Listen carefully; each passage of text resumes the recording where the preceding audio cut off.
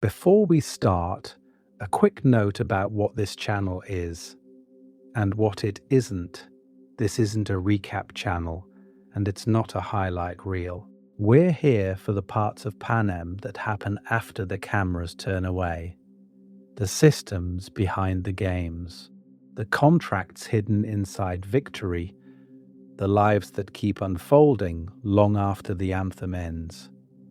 Each video on this channel is built to slow things down, to follow the logic the capital relies on, the details it hopes you won't connect, and the people who live with the consequences year after year. If that's the kind of Hunger Games analysis you're looking for, you're in the right place. Subscribing just means you'll keep a seat here when we move on to the next story. Now, let's start where Panem always wants you to stop paying attention. You remember the cave, the mud, the blood, the shaking hands, and somewhere above all that, the cameras. Katniss leaning in, Peter half-conscious, and that slow, sponsor-baiting kiss the capital turns into a highlight reel. At face value, it plays as the moment Panem's favorite star-crossed lovers become real. But here's the real question. Was this actually a love story, or a move in a game run by people who don't care if you die, as long as the ratings stay high? You think back to the early games, when tributes won by snapping necks and setting snares, not whispering "I need you" to the sound of swelling music. So why the change? Why does a brutal execution show suddenly hinge on whether a girl from District 12 sells a believable relationship in a cave? Any victor will tell you the games don't end when you win. The romance doesn't either. That part matters because the capital has found something even more powerful than fear: hope. In that cave, every kiss is currency. Haymitch sends notes. You call that a kiss? Translation: turn the relationship up, or the medicine doesn't arrive. Katniss understands the rules instantly. She doesn't have to love Peter to perform loving Peter, and the arena rewards the performance. Here's the real question the story is asking. Not, did Katniss love Peter right then, but who needed her to act like she did, and why? Snow needs it. The sponsors need it. The capital audience, jaded after decades of blood, needs a narrative that promises something softer at the center of all that violence. The cave kiss sells them that promise. Two tributes defying the odds, not through strategy, but through feelings. It turns survival into a romance arc, and suddenly the games can pretend to be about destiny instead of control. And once you see that, there is a lot to uncover here, because Katniss and Peter aren't the exception. They're the template. This is where we talk about how almost every major Hunger Games relationship gets rewritten, staged, or weaponized on camera. Finnick Odair isn't just a charming victor. He's packaged as the capital's playboy, his real love for Annie buried under a performance he's forced to give. Johanna's abrasive persona becomes its own twisted seduction, something the capital can market. So why, in a world where love is the most dangerous weakness you can have, does the capital keep selling it as the ultimate prize? Why reward public affection when private attachment is exactly what Snow threatens to keep victors obedient? Why turn kisses into sponsorships and engagements into policy tools? We're going to cover how the cave kiss was never the point. It was the pilot episode. The capital's biggest lie wasn't just that these tributes were in love. It was that love, under surveillance, could ever be free. And once you start pulling on that thread, every happy ending in Panem starts to look a lot more scripted. Love as a weapon. Why fake romances decide who lives. In Panem, A kiss isn't just a kiss, it's a weapons test. We ship Everlark or Gale and Katniss from a safe distance, arguing over chemistry and who deserved who. But inside the story, those same moments are being cut into highlight reels, replayed at Capitol parties, and sold as state-approved reality TV. At face value, you're watching a romance. In universe, the Capitol is watching a performance report. Did the story land, or does someone need to die to fix it? Here's the real question. Why does a fake relationship have the power to feed an entire district? In the arena, a convincing love story means sponsors. Sponsors mean food, burn cream, medicine, that one vial of antidote that keeps Peter breathing. When Katniss reads Haymitch's note on the broth, you call that a kiss. That part matters because it's the system spelling out the rules. No believable romance, no supplies. Your performance is not. And the stakes don't stop with you. A failed narrative can mean death for your family. Snow doesn't threaten Katniss with bad press. He threatens Gale. He walks into her brand new Victor's Village house and basically says, if the Capitol stops believing in your star-crossed lover's story, your cousin, your mother, your sister pay for it. So why does Snow care so much about a teenage romance?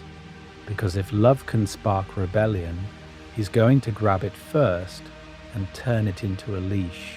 That's why the Quarter Quell doesn't just send Katniss and Peter back, it sends them back engaged. The victory tour proposal, the ring, the wedding dress interviews, this is where we talk about an entire political crisis being rebranded as a royal wedding. Why does the third Quarter Quell hinge on an engagement? Because Snow needs the message to be, your victors aren't angry, they're in love. Don't riot. Send gifts. Then you have Finnick, the Capitol's favorite flirt, dripping sugar cubes and secrets. Why does he flirt like his life depends on it? Because it does. His public relationship with the Capitol elite is a shield over the person he actually loves. Annie, the playboy persona, keeps her alive. There is a lot to uncover here. Every joke, every wink is part survival tactic, part blackmail ledger. And even when you win, you don't get to stop. You just get a contract extension. Victory doesn't end the games. It upgrades you from arena romance to lifelong propaganda asset. Katniss and Peter are forced into an engagement tour. Finnick is rented out as a prize. Johanna leans into the angry rebel girl role because at least she controls that version of herself. So as we move forward, we're going to cover how the cameras, the Capitol, and Snow himself take genuine feelings, half-truths, and outright lies and stitch them into love stories that never really belong to the people inside them. The question now is, where does the performance end? And where, if anywhere, does the real relationship begin? Our lens for the lies, how we're pulling these love stories apart. So if the performance never really stops, how do you tell the difference between a kiss that might save your life and a kiss that actually means something? In Panem, falling in love isn't romantic, it's a survival strategy on live TV. That's our starting point. Our core claim is that in the Hunger Games, love isn't just a feeling, it's a script. And the Capitol owns the writer's room. Tributes improvise, sure, but the structure, the beats, the big emotional payoffs, those are engineered by Snow, by the head game maker, by editors in a control room deciding which angle of the cave scene you're going to see replayed across every district. So here's the real question. If every major relationship is happening under cameras and threat, how do we read any of them as real? For this video, we're going to cover every romance as a capital product first, and a relationship second. That part matters because once you ask who benefits from this moment, the love stories start to crack. Who profits from Katniss kissing Peter on cue? From Finnick flirting with every capital patron? From an engagement tour that doubles as a warning tour? At face value, the capital sells you a very simple promise. Love equals safety, status, and a fairy tale ending in a nice house far from the seam. You win the games, you get the partner, the ring, the victor's village home, the cameras at your wedding. It looks secure, it looks aspirational, but the reality is blackmail, exploitation, and lifelong surveillance. Katniss doesn't get a proposal. She gets Snow's threat that if she doesn't sell the romance with Peter, Gale and both their families pay the price. So this is where we talk about our lens. For each love story, we're going to track 3 layers. First, the public narrative, the glossy capital version, the star-crossed lovers, the capital playboy, the tragic fiancé. Second, the private reality, what Katniss is actually thinking in the cave, what Peter remembers or doesn't. After hijacking, what Finnick feels about Annie when no one is watching. And third, the manipulation in between. Haymitch's notes telling Katniss when to turn up to romance, Snow's veiled threats, the way capital media edits out anything that doesn't fit the script. There is a lot to uncover here. Katniss and Peter's entire arc starts as a tactic for sponsors, then mutates into something neither of them can fully name because the games never really end. Finnick's weaponized sex appeal looks consensual at first, until you realize he's being sold, over and over, to protect the one person he actually loves. Even after the war, when people are supposedly free to choose, how much of their sense of love was shaped by years of televised lies? By the end, we'll be asking, when Katniss ends up with Peter in that quiet Victor's village house, is that a genuine choice? Or the final rewrite of the capital's favorite story? Tonight's agenda, from star-crossed lovers to capital playthings. So if Katniss and Peter's happy ending might be the capital's final draft of their story, where are we going with this tonight? Because we're not just rehashing who kissed who in which arena, we're going to cover how every single one of those kisses was engineered, priced, and weaponized. First, we're zooming out to the mechanics. This is where we talk about the capital's romance machine, the cameras, the sponsors, and Snow himself turning feelings into a script. Why does a cave scene suddenly get more airtime than a brutal fight? Why does a single "I love you" pull in more medicine than 3 kills? At face value, it looks romantic. 2 tributes, 1 sleeping bag, shared soup. But here's the real question. Who's actually in that relationship? The people on screen, or the audience paying for it? Once we've mapped that system, we'll drop into the most famous case study, Katniss and Peter. There is a lot to uncover here. We'll track their arc from Haymitch literally sending notes that turn affection into a strategy, to Snow threatening Gale and both families if the performance slips. We'll ask when Katniss is acting for the games, when Peter is genuinely in love, and when those 2 realities collide so hard that even they can't untangle what's real anymore.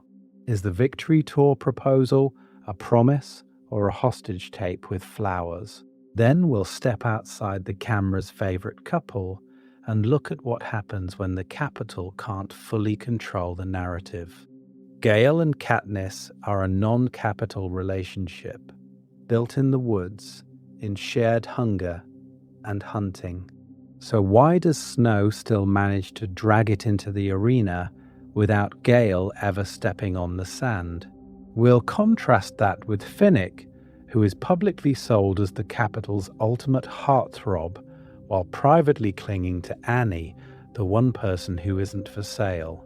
That part matters because it shows how a victor's real love can be buried under a mountain of staged affairs. From there, we'll talk about Johanna, the woman whose whole persona is absolutely not playing this game. No fake boyfriend, no sob-story romance. Just pure rage at the idea that her worth should be measured in how well she can flirt on cue. What does it cost her to refuse the script? We'll also compare how the books and the movies frame all of this. Do the films soften the fakeness of the cave scenes, or make the victory tour engagement feel more inevitable? Why does one medium push the star-crossed angle harder, while the other keeps reminding you this is work, not a fairy tale? And near the end, we'll run a speculative ranking. Which relationships are the most fake, which feel painfully real, and which victors' love lives were probably rewritten off-page for capital audiences? We'll close on the hardest question of all. In a world built on surveillance and threat, can any love story in Panem ever be completely real? Or is every relationship, on some level, part of the games? Why this channel obsessively dissects Panem. So if every relationship might be part of the games, what are we actually doing on this channel? This is where we talk about Panem as if it's a real place you could map, audit, and accidentally move into the wrong Victor's Village cul-de-sac. We're going to cover the love stories, yes, but also the plumbing underneath them, the world building, the politics, the trauma patterns, the way one threat from Snow can reroute an entire district's future. If you're new here, here's the real question. Have you ever paused the cave scene and thought, wait, is she acting right now, or is this actually Katniss? If that's you, you're exactly in the right place, because we don't treat that kiss as just the romantic beat.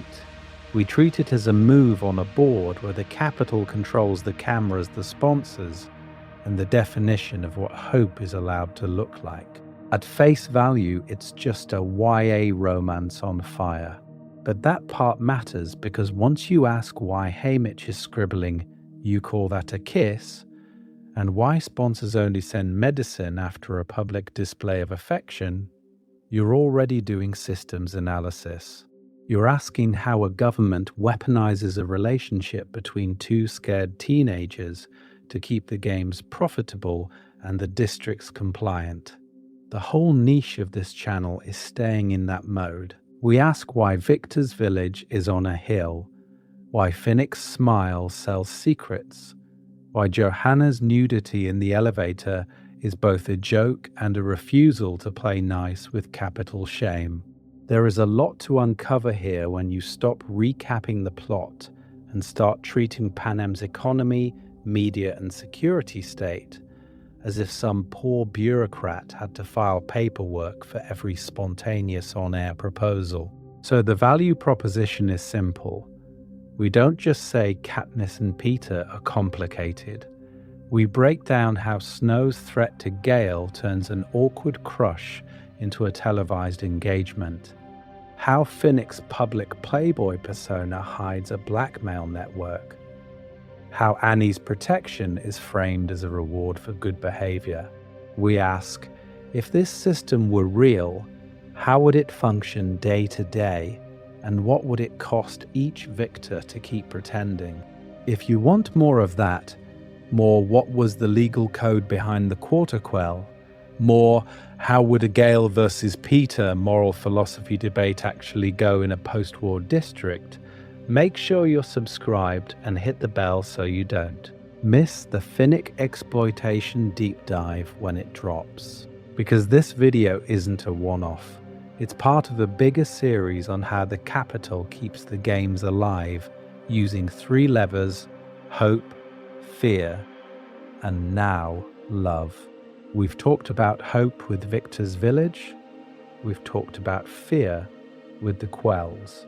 Now we're going to pull apart the romances themselves and ask, when the cameras are always on, what does it even mean to say, I love you and mean it? Before the star-crossed lovers, how the games sold blood without love. So before we tear apart the I love yous, we have to ask something the capital would hate you to think about. What were the games before anyone cared who kissed who? Back then, in the early years, we glimpsed through the ballad of songbirds and snakes and Haymitch's quarter quell.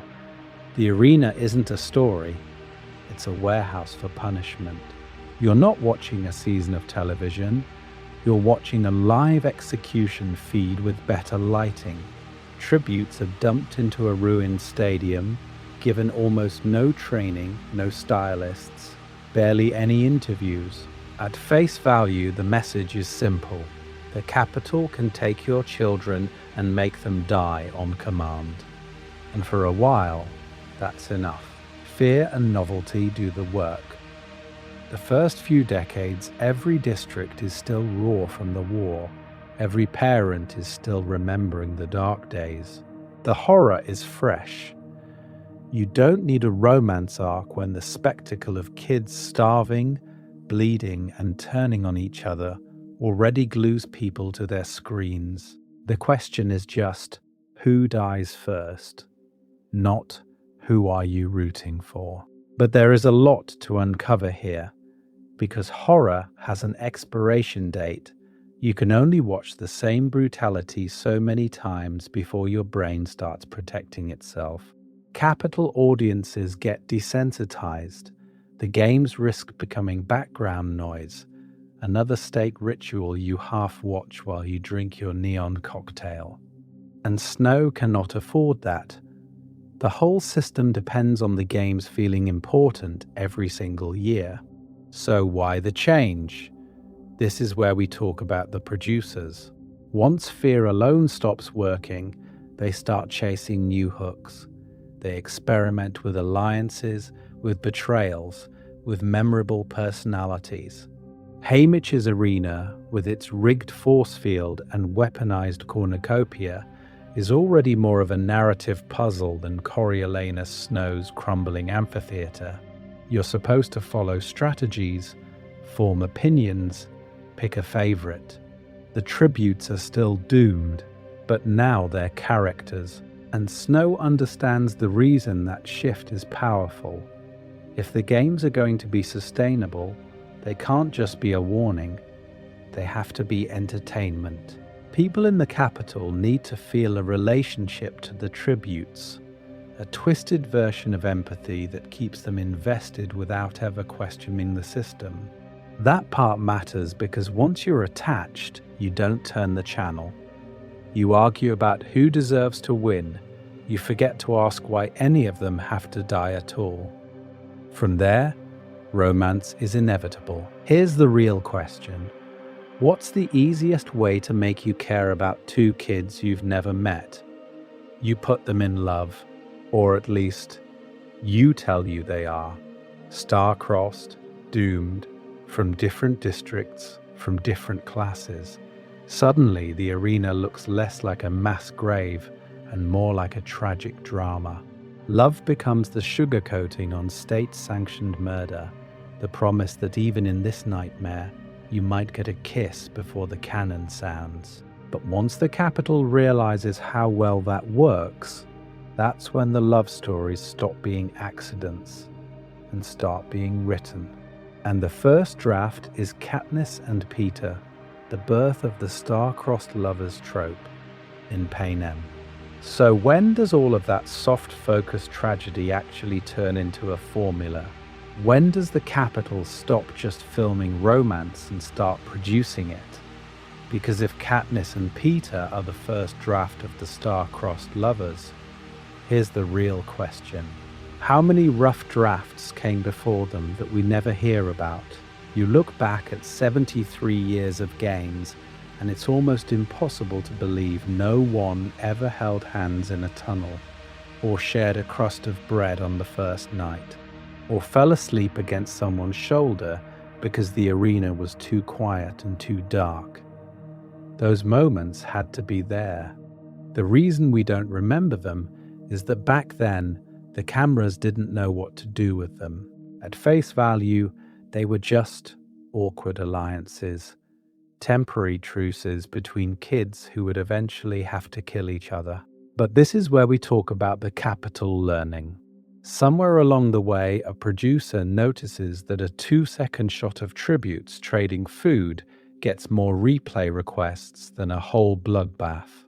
A commentator cracks a joke about young love from District 4, and suddenly the viewership spikes. There is a lot to uncover here, because once you realize that pattern, you start editing for it.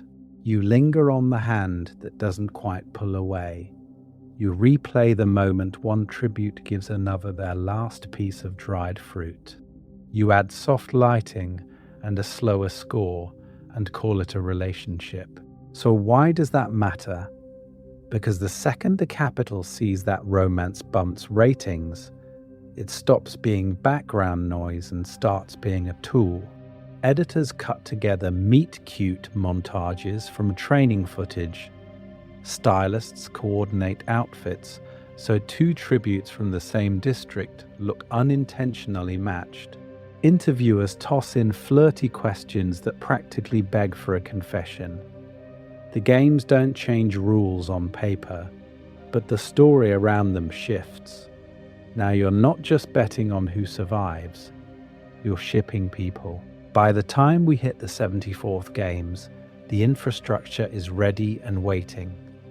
Caesar Flickerman knows exactly how to pause for drama. The cameras are trained to zoom in on clasped fingers. The commentators have language for it now.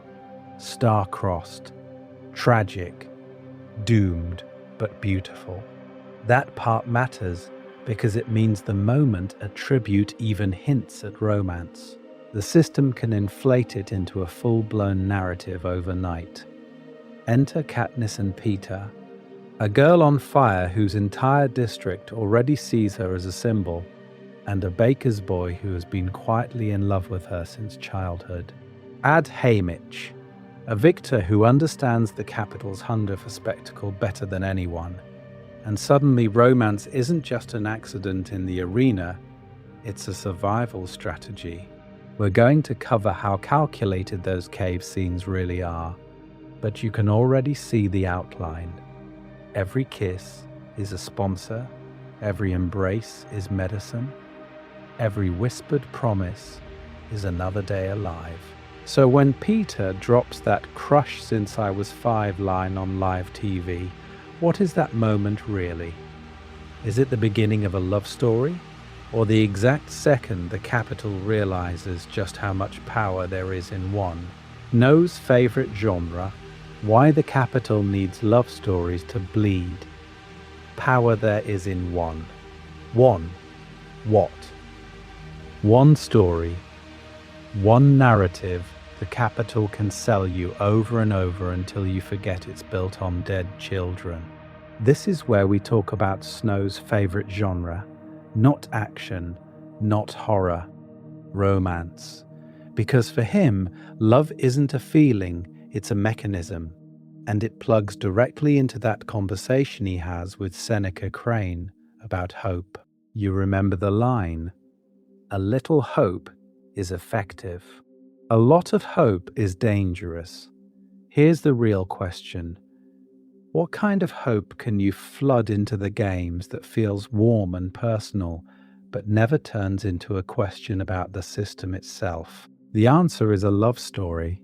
At face value, A romance in the arena looks harmless, sweet, even. The capital audience gets to root for something that isn't openly political. They can cry when Peter confesses, swoon in the cave, obsess over whether Katniss will choose him or Gale. There is a lot to uncover here, because that part matters. They're feeling deeply, but never about the right thing. Instead of asking, why are we watching 24 children hunt each other? The question becomes, will they kiss before someone kills them? That's the sleight of hand. The games stay exactly as cruel, but your emotional investment has been redirected into a relationship arc that promises you catharsis. If your couple wins, you feel relief. If they lose, you feel tragedy. Either way, you've had your emotional release without ever challenging why the games exist. Snow understands that romance is one of the safest looking forms of hope. It's individualized, contained. If you're a capital citizen, you're not hoping for revolution. You're hoping your favorite tribute gets a sponsor gift, confesses their love, maybe survives long enough to have a capital wedding.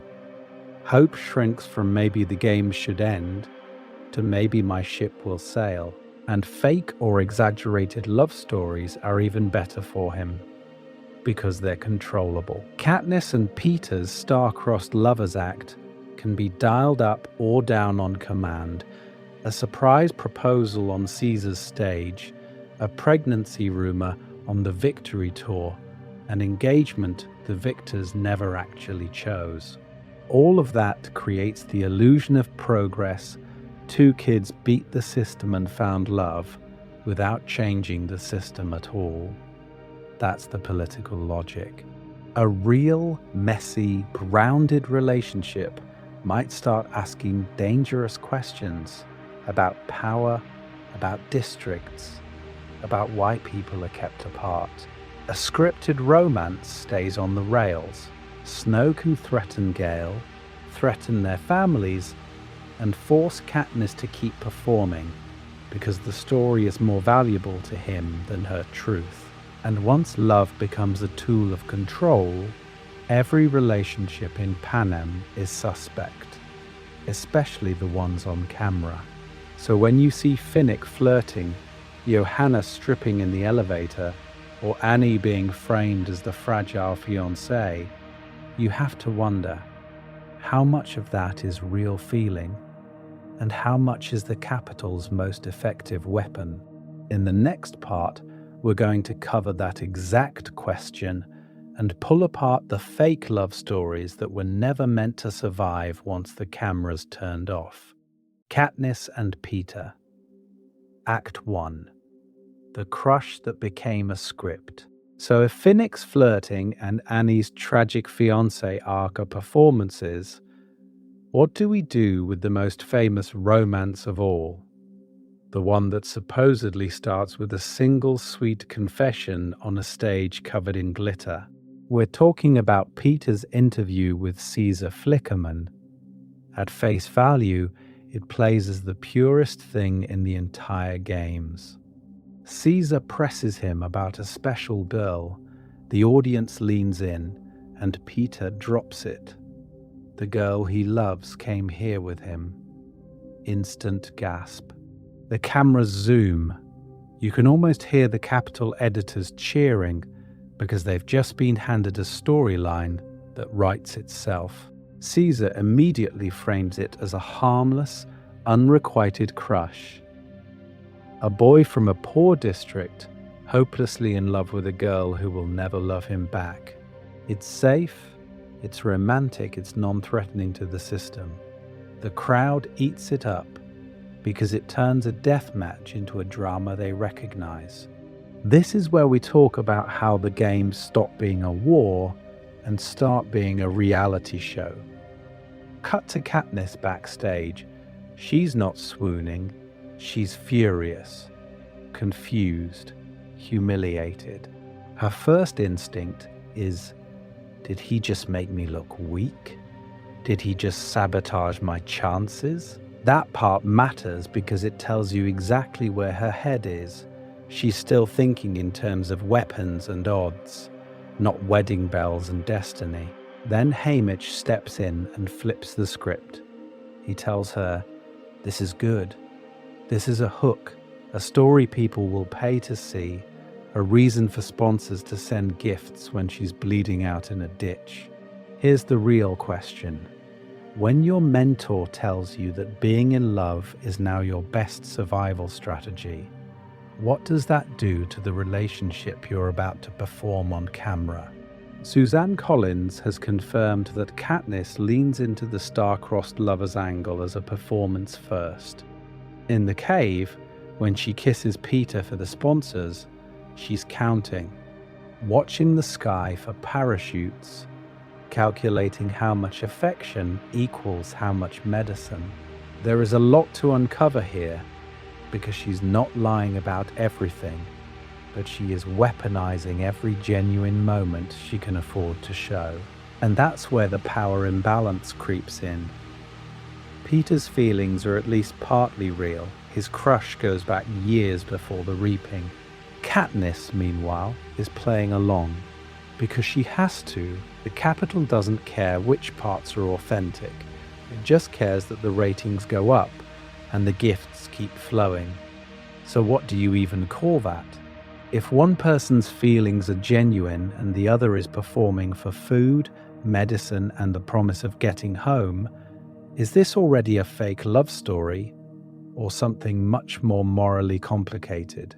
In the next section, we're going to cover how that complication explodes once they're actually inside the arena, and why every kiss in the cave is both a lifeline and a lie. The cave is a film set. Every kiss has a price tag. So when we finally get to the cave, you're not just watching two injured teenagers hide from the rain. You're walking onto a soundstage the Capitol has built out of rock and moss. At face value, it's shelter. In practice, it's a reality show set with better lighting and higher odds of death. This is where we talk about cameras. The arena is wired with them, but in the cave, you feel the lens tighten Peter's wound. Cutaways to him shivering. Then, in the book, we're told about how the Capitol audience reacts to every brush of her hand, every almost kiss. You can practically hear the producer in the control room saying, "Stay on their faces. This is the moment." The cave isn't private. It's premium content. And Hamish, he's basically the off-site director. When Katniss gets that parachute with broth and the note, you call that a kiss. The subtext is brutal. He's not checking on her feelings. He's giving performance notes. Try again. Sell it harder. There is a lot to uncover here, because that one sentence proves the relationship has become a script and Hamish is timing the beats from outside the arena. Here's the real question. Why does one kiss suddenly equal broth? And then later, medicine? The answer is sponsors. Every intimate moment becomes a transaction. Katniss kisses Peter, the Capitol swoons, and somewhere a rich patron from the Capitol types in a donation that turns into burn cream or sleep syrup or bread. Affection becomes currency. Vulnerability turns into a payment system that keeps them alive one more day. Katniss knows it. In the book, her internal monologue is constantly calculating. Should she lay her head on his chest? Will that read as devotion or desperation? How far does she go to earn that next parachute without betraying herself? She's running emotional math in real time, trying to survive the games and the gaze. That part matters because you watch her switch between what do I feel and what will this look like to the audience in the span of a single touch. And yet, The more she performs, the messier it gets. She does care if Peter dies. She is relieved when he smiles. The performance starts to blur into something she can't easily label. We're going to cover later how this confusion follows them home, but it starts here, in a cave that's both hospital room and soundstage. So here's your homework. At what exact point, if any, does that cave stop being a set and start being a place where something real happens? Or under the Capitol's cameras, does that line ever actually exist? When acting becomes feeling, Katniss's emotional blur. And here's where it gets dangerous for Katniss. Because once you've spent days in that cave depending on someone for food, medicine, warmth, the performance doesn't stay neatly in the script. Your body doesn't care that Haymitch is basically live texting instructions from the Capitol. It only registers, this person holds you while you shake, this person almost dies for you, this person is still here. At face value, Katniss keeps telling you she's acting. She literally thinks, I kiss him because Haymitch says I have to. But then you hit those passages where she starts to wonder why her heart is pounding. Is it Peter? Or is it the sound of sponsor gifts dropping after every kiss? That part matters because it's the first time she can't cleanly separate survival instinct from actual attachment. There is a lot to uncover here. When she kisses Peter and immediately checks the sky for a parachute, that's strategy. When she finds herself replaying the feel of his hand in hers hours later, that's something else, and she knows it. She'll ask herself if she enjoys kissing him, or if she just enjoys the power of it, the way it bends the games in her favor. Here's the real question. If your brain learns that affection equals medicine and bread, how long before it starts to wire those feelings in for real? This is where we talk about what you could call method survival. In acting, if you stay in character long enough, pieces of that persona bleed into your real self. In the arena, it's worse. Your life depends on selling the role so completely that the Capitol never doubts it. So Katniss isn't just pretending to be in love. She's sleeping beside Peter, listening to his breathing, tending his wounds, believing that if she fails at this relationship, someone dies. Under that kind of pressure, your nervous system doesn't file things under fake. It files them under threat and safety. And then there's the Peter problem. He's not faking. From the rooftop talks to the cave confessions, his emotions are real, unedited, painfully sincere. So Katniss is constantly throwing staged responses at genuine feeling. That creates this weird emotional ricochet. She's responding to real hurt with rehearsed tenderness, and then feeling guilty because some part of her response is also real. You can feel her panic every time she wonders whether she's using him, or whether she's already too far in to pull back.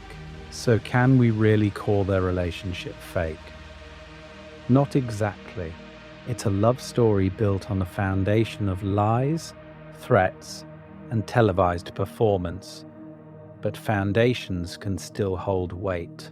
The Capitol scripts the premise, sure, yet something unscripted keeps slipping through the cracks. The real question is, when the cameras finally turn off, what survives? The role, the feeling, or something much messier in between? And the next time we see them forced back into that script, on the victory tour, we find out just how messy it can get. Pattern break. Gale and Katniss, the one love story the Capitol didn't script. And this is where the pattern breaks. Because while Katniss and Peter are being coached on hand-holding and kiss angles, there's another relationship that starts with no cameras, no stylists, no sponsors at all. Just two kids in the woods, illegal bows, and an empty table at home. Before there's a girl on fire, there's a girl and a boy trading squirrels for bread. Gale and Katniss don't begin as a story. They begin as labor, shared hunting, shared trauma, shared knowledge of which peacekeepers can be bribed and which ones will shoot. At face value, that looks a lot less romantic than the cave scenes. No dramatic confessions, no tearful stay with me on national television. Just a quiet promise we keep each other's families alive. So what is that exactly? Is it romantic, familial, or something in between that our vocabulary doesn't handle well? Here's the real question. How much of Gale and Katniss is actually in the text? And how much did the fandom build because we're trained to see any boy-girl partnership as a ship? We're going to cover Peter's scripted romance elsewhere, but with Gale there is a lot to uncover here about projection. Canon gives you small, sharp moments. Gale calling Katniss catnip, the awkward almost kiss in the woods, his jealousy on the victory tour when he sees her kissing Peter for the cameras. But the emotional core is practical. They split game, teach each other snares, trade strategies for avoiding the reaping. It reads more like war comrades than a Capitol-approved love story. That part matters because it shows you what love looks like when there is no audience. Functional, unsentimental, often wordless. And then Snow notices. The second Katniss becomes a symbol, Gale stops being just her hunting partner and starts being leverage. Snow doesn't threaten Peter first. He threatens Gale. Convince us you're in love with Peter, or the boy from the seam dies. Suddenly, even this unscripted bond is dragged into the games. Gale's value to the Capitol isn't as a love interest, it's as a hostage that can force Katniss to sell a different romance. Notice the irony. The Capitol spends all this effort manufacturing a love story, and the one relationship Katniss didn't perform becomes the pressure point that keeps the performance going. Snow weaponizes her private loyalty to make the public spectacle more convincing. Love becomes collateral. Fast forward to Mockingjay, and the script flips again. Gale isn't a nameless miner anymore. He's a rebel tactician, the mind behind bombing strategies that blur the line between soldier and civilian. The Capitol reframes him as a terrorist. His image on screens is no longer handsome seam boy, it's the one who designs the pods that kill children in the Capitol. So how does Katniss choose him now, when his face carries that political charge? Here's the twist. By the end, Gale doesn't just represent personal history, he represents a method of war Katniss can't live with. His association with the bombing that mirrors Prim's death makes him emotionally radioactive. Not because the feelings weren't real, but because the propaganda around him has fused with genuine moral conflict. And that's the pattern interrupt. Even the relationships that start off camera end up in an arena, just a different kind. The Capitol scripts Peter. The rebellion and Snow's manipulation rewrite Gale. So where does that leave Katniss when the war ends and there are no more cameras to blame? To answer that, we have to look at the one relationship that survives both the spectacle and the silence. Snow's threat. When a fake engagement becomes a death sentence, it doesn't start with a kiss. It starts with a white rose on a kitchen table.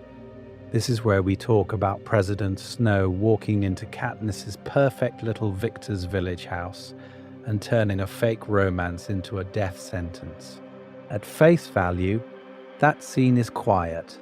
No whips, no peacekeepers, No public execution, just an old man, polished shoes on a clean floor, and a flower that smells faintly of blood. But here's the real question. Why does that moment terrify Katniss more than the arena ever did? Snow doesn't threaten her with another Games. He threatens her with Gale. With Prim, with her mother, he says very calmly that uprisings have already started in other districts, and that the reason is her, the girl who pulled out the berries for love. If she can't convince Panem that she's just a confused teenager madly devoted to her fellow victor, people will die. Not abstract people. Her people. The relationship becomes a hostage situation. And then we're on the train again. The victory tour is supposed to be a reward, a victory lap. Instead, it's a traveling lie detector. Every stop, every speech, every handhold is suddenly evidence in a political trial you don't even know the rules for. Katniss and Peter have to recycle the cave narrative, only this time there are no sponsors to win, just districts on the brink. When she freezes in District 11 and thanks Rue, the crowd's whistle and salute aren't romantic, they're revolutionary. That part matters because Snow is watching the footage in real time, judging whether her tears are about Peter or about rebellion. We're going to cover the Quarter Quell later, but the prequel to that twist is the forced engagement. After the tour starts going off script, the Capitol doubles down. Caesar Flickerman brings them out, the lights hit, and suddenly Peter is on one knee with a ring Katniss has never seen before. This isn't a proposal, it's a policy announcement. Snow and his team have decided these two are getting married. The star-crossed lovers will have a Capitol approved happily ever after, whether they want it or not. Here's the real question. When your engagement is negotiated in a presidential office, is it even an engagement? Or is it a contract of indefinite service? The fake love story stops being a trick for sponsors and becomes a long-term containment strategy. Marriage means more interviews, more photo shoots, more chances to insist that what happened with the berries was passion, not protest. And the stakes escalate with every camera flash. Before, the relationship was about keeping 2 tributes alive in one arena. Now it's about holding 12 districts back from open war. If Katniss slips, if Peter hesitates, Snow has made the promise very clear. Gale's whipping is just the preview. Mass executions are the feature presentation. So how do you ever figure out what you actually feel about someone when the alternative to selling it is watching your best friend and your family die? And if every touch is both a comfort and a calculation, what happens the first time Katniss reaches for Peter when there are no cameras at all? The Quarter Quell, turning lovers into symbols, so when Katniss reaches for Peter with no cameras around, the arena just gets rebuilt around them anyway. That's the horror of the third Quarter Quell twist. You think the performance might finally be over, and then the Capitol announces this year's tributes will be reaped from the existing pool of victors. At face value, it's a power move to get rid of troublemakers. But here's the real question. Why drag the star-crossed lovers back specifically after selling their fairy tale ending to every district? Because the Capitol isn't just restarting the games, it's rebooting the franchise. We're going to cover the political math here. Snow has a problem. Katniss has become a symbol of defiance, and the promise that winning means safety has already started to crack. So he wraps the threat in something the audience already adores: the tragic return of their favorite couple.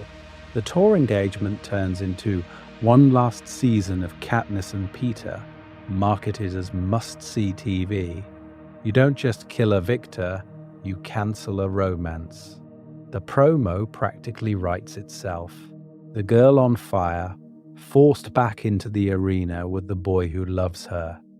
The Capitol pitches it as a doomed encore performance, the final chapter of a relationship they helped script. That part matters because it turns their suffering into nostalgia. Remember the cave? Remember the berries. Tune in to watch that hope get torn apart. And then Peter does something that hijacks the script in real time. On Caesar's stage, he doubles down with the on-air proposal and then the pregnancy lie. It's outrageous. It's melodramatic. It's exactly what the Capitol audience lives for.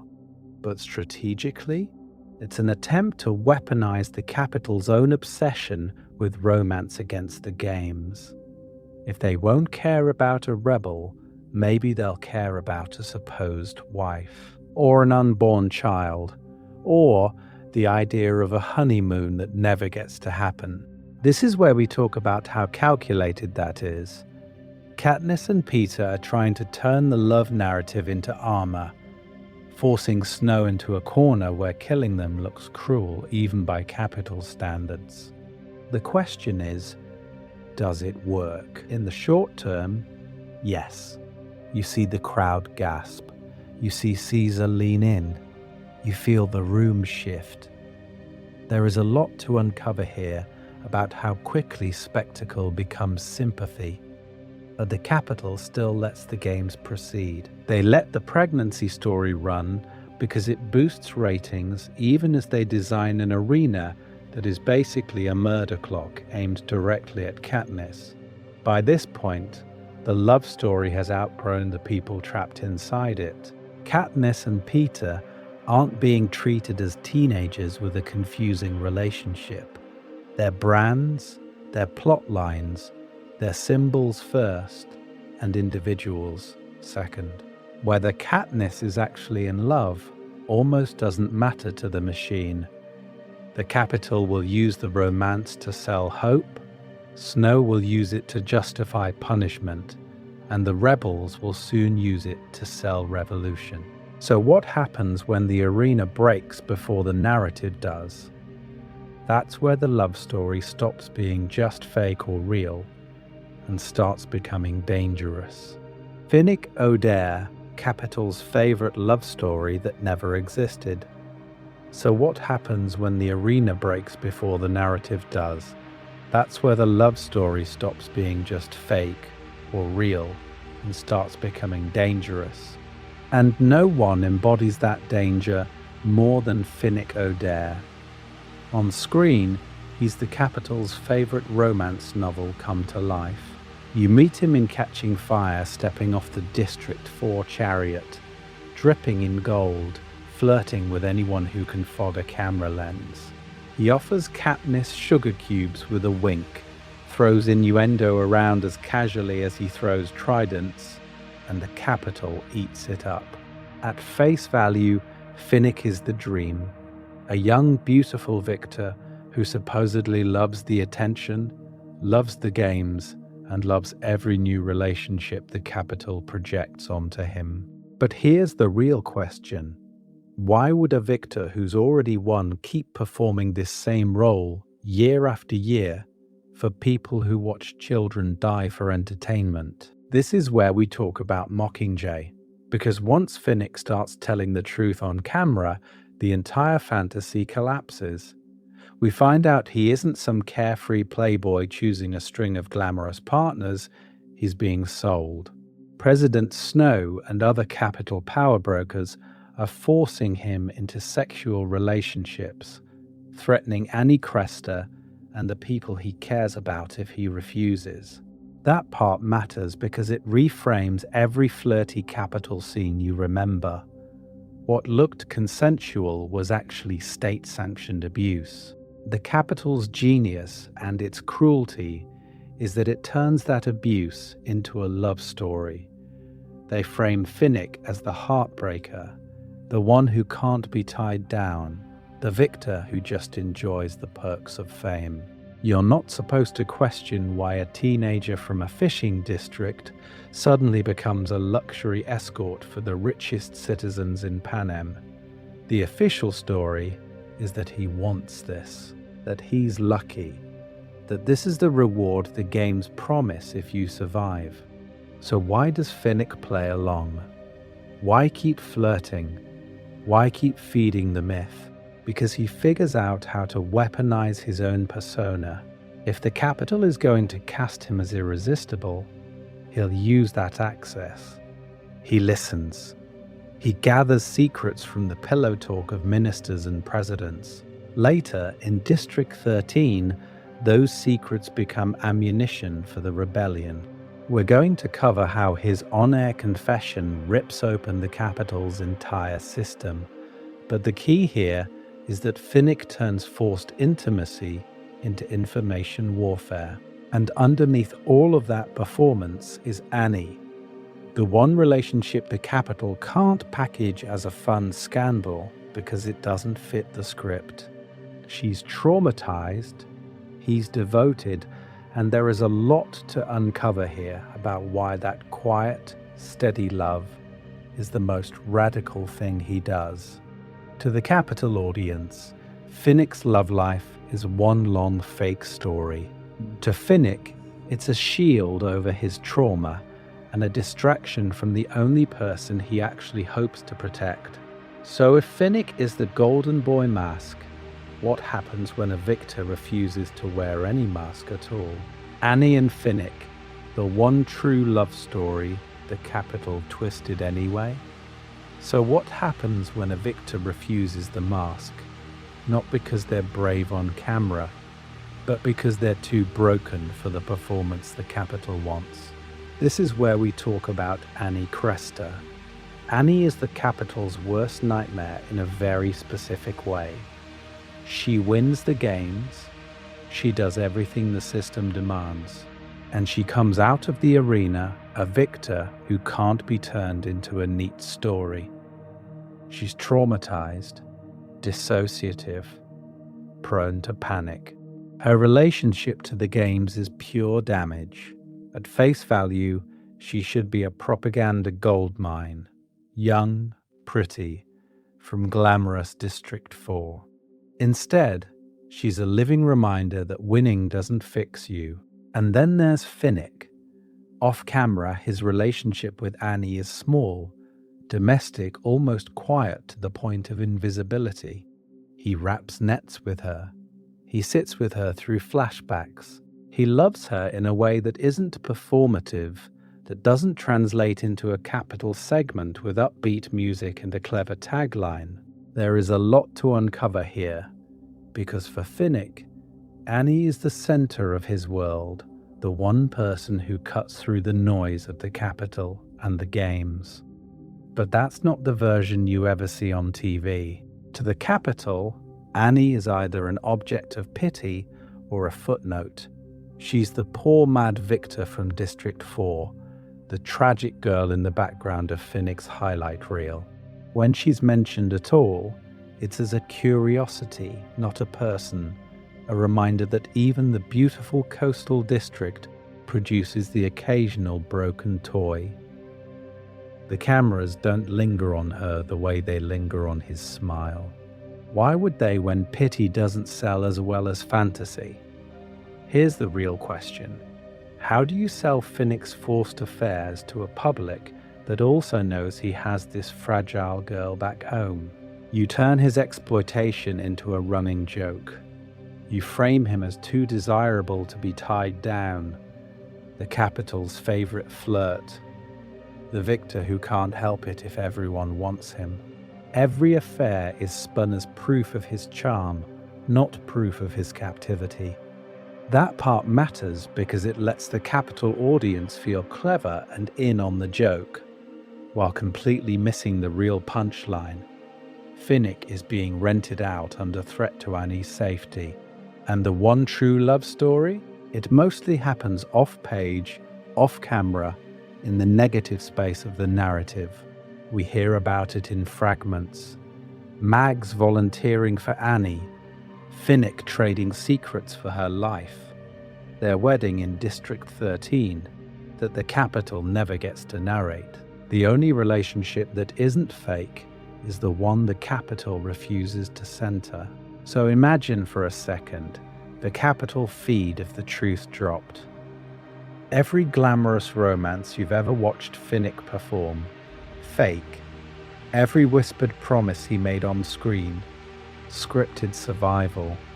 The real girl he'd die for is the one they barely bother to film.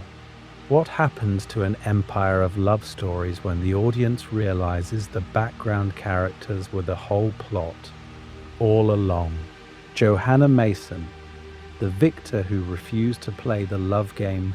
So if Finnick is the Capital's favorite tragic heartthrob, Johanna Mason is the glitch in their entire love story system. You don't ship Johanna with anyone. You brace for impact. And that's exactly the point. At face value, her public image feels almost engineered to repel romance. She's abrasive in her interview, sarcastic to the point of rudeness. And then there's the elevator scene in Catching Fire, where she just strips naked in front of Peter, Katniss, and Haymitch. No soft focus music, no swooning, just weaponized discomfort. The Capital wants a girlfriend. Johanna gives them a jump scare. But here's the real question. Why does a victor who understands the game so well choose to be so aggressively undesirable to the very audience that could keep her alive? There is a lot to uncover here. We're told her original games were won by pretending to be weak, harmless, non-threatening. Then, once she had that crown, the Capital took everything she cared about. The books hint that everyone Johanna loved back in her district was killed because she wouldn't play along. That part matters because it reframes her whole persona. If her family or partner were murdered as punishment, then refusing to be anyone's fantasy ever again becomes a survival strategy and a political statement at the same time. You can't sell her as a prize if she refuses to be pretty, flirty, or emotionally available on command. Her body is not a promise, it's a threat, and that is dangerous. In Panem, not playing the romance game means you lose a critical shield. No shippable narrative means fewer sponsors, less Capital sympathy, and no protective fan base to make Snow think twice. Compare that to Katniss and Peter. Their star-crossed lovers act literally buys them medicine, food, and temporary safety. Johanna walks into the Quarter Quell with no such buffer. When the Capital tortures her after the arena, there's no televised outcry, no broken engagement storyline to spin, just raw punishment. This is where we talk about her relationships with other victors. With Finnick, the Capital playboy, you might expect banter or flirtation. Instead, what you get is shared bitterness. They're co-conspirators, not potential lovers, bonded by the knowledge of what the Capital did to both of them and to Annie. With Katniss, Johanna's connection is built on rage and recognition. She literally screams at Katniss in the elevator about her wedding dress. It's not tenderness. It's a brutal honesty that almost passes for affection. Pattern interrupt. In a world obsessed with shipping everyone, Johanna is the proof that some people are too hurt to be turned into a storyline. She's the victor who refuses the romance script, even when it would benefit her. And that raises a bigger question for Panem itself. What happens when more tributes start choosing Johanna's path over Peter's? Anger over appeal, truth over the promise of capital love. Because once one victor breaks the spell, You start to wonder how many other love stories were really just people trying not to become Johanna's cautionary tale. Book versus movie. How the adaptations edit the love stories. So once you start seeing Johanna's "I refuse your script" act, you can't unsee it. And that throws you straight into the book versus movie problem. On the page, you live in Katniss's head. Every kiss has a price tag. Every hand squeeze has a calculation attached. She's telling you in real time, I need to sell this. Haymitch will want more. The capital needs to believe this relationship. The performance is the text. But here's the real question. What happens when you strip out that internal monologue and replace it with a camera and a soundtrack? In the movies, they can't have Katniss narrate every thought. So the romance has to be shown, not told. That part matters because the language of film, close-ups, swelling music, lingering shots, already carries a built-in promise. This is real. This is emotional. This is love. You're trained by 1,000 other movies to read it that way, even when Panam's whole point is that the games turn love into a weapon. Take the cave scene. In the book, Katniss is literally thinking about sponsors while she's kissing Peter.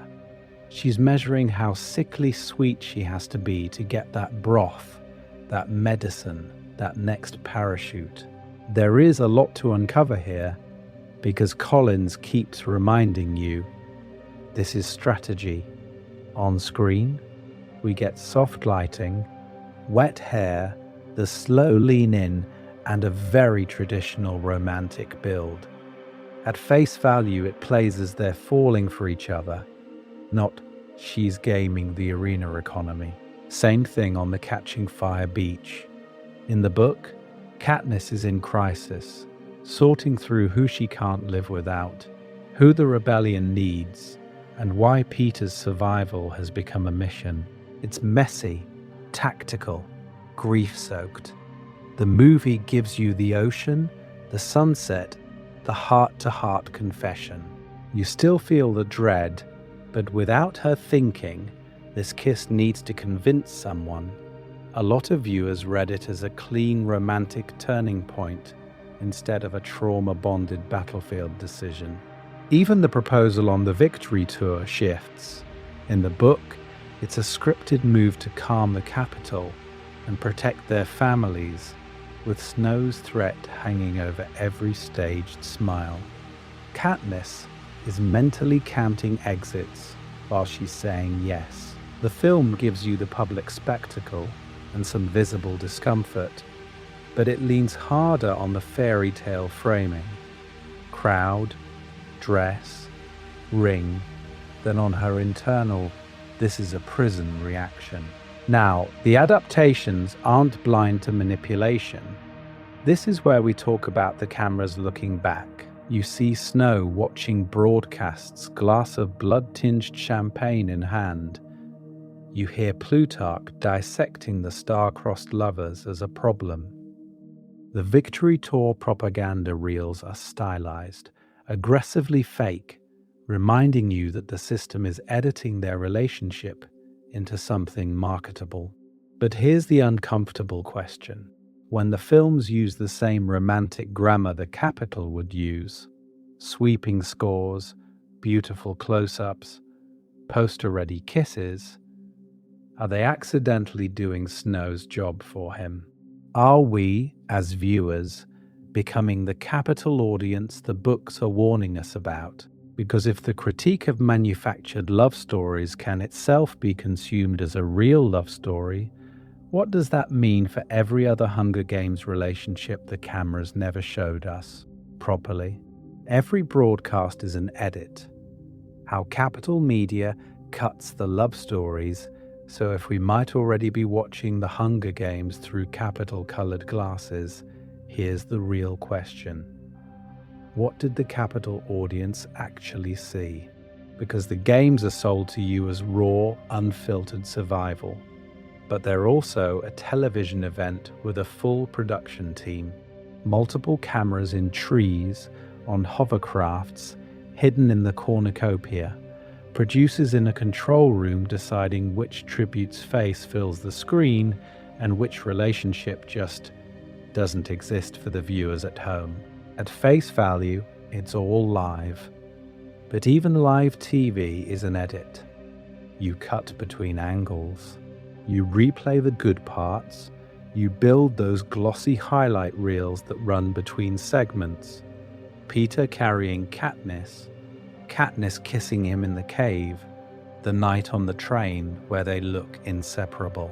There is a lot to uncover here, because every choice about what to erase, this is where we talk about the romance bias.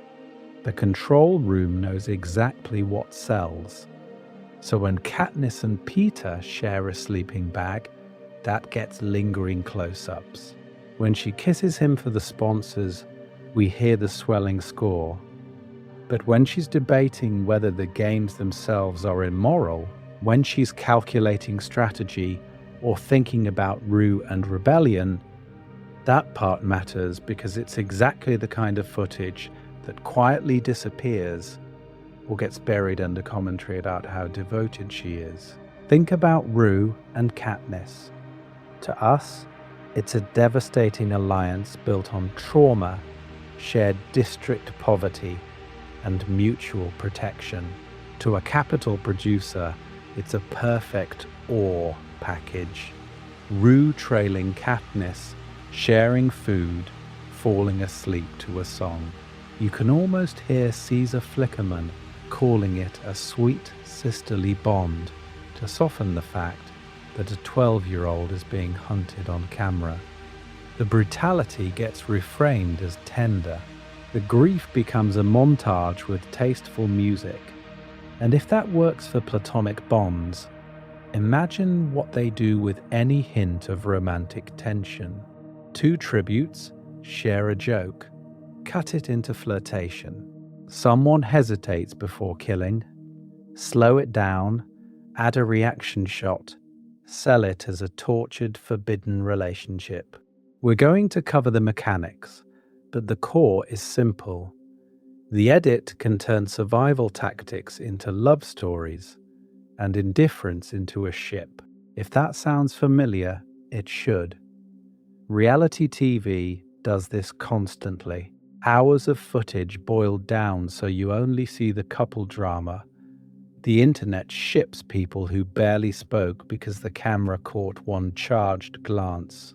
We're trained to hunt for couples, to assume every touch has romantic intent, to ask, are they together, before we ask, are they okay?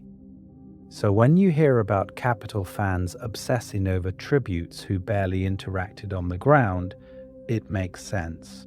Some Hunger Games relationships might be almost entirely editorial inventions. Two people who never thought of each other that way welded into a couple in post-production, which raises a darker question the books barely have time to answer. If the edit can fabricate love, what happens when the Capitol starts scripting it off the battlefield too? Love under surveillance. The psychology of performing affection. If the Capitol can script love in the edit, what happens when it starts scripting your actual life? Not just what you say in the arena, but what you feel in your own kitchen. This is where we talk about love under surveillance. There is a lot to uncover here, and it starts with a really old idea, the panopticon, a prison where you're always visible to a central watchtower, but you never know when someone's actually looking. You don't need a guard in every cell, you just need the possibility of one. That's the arena. And later, that's Victor's village. At face value, the village is freedom. Private houses, big yards, doors you can close. But here's the real question.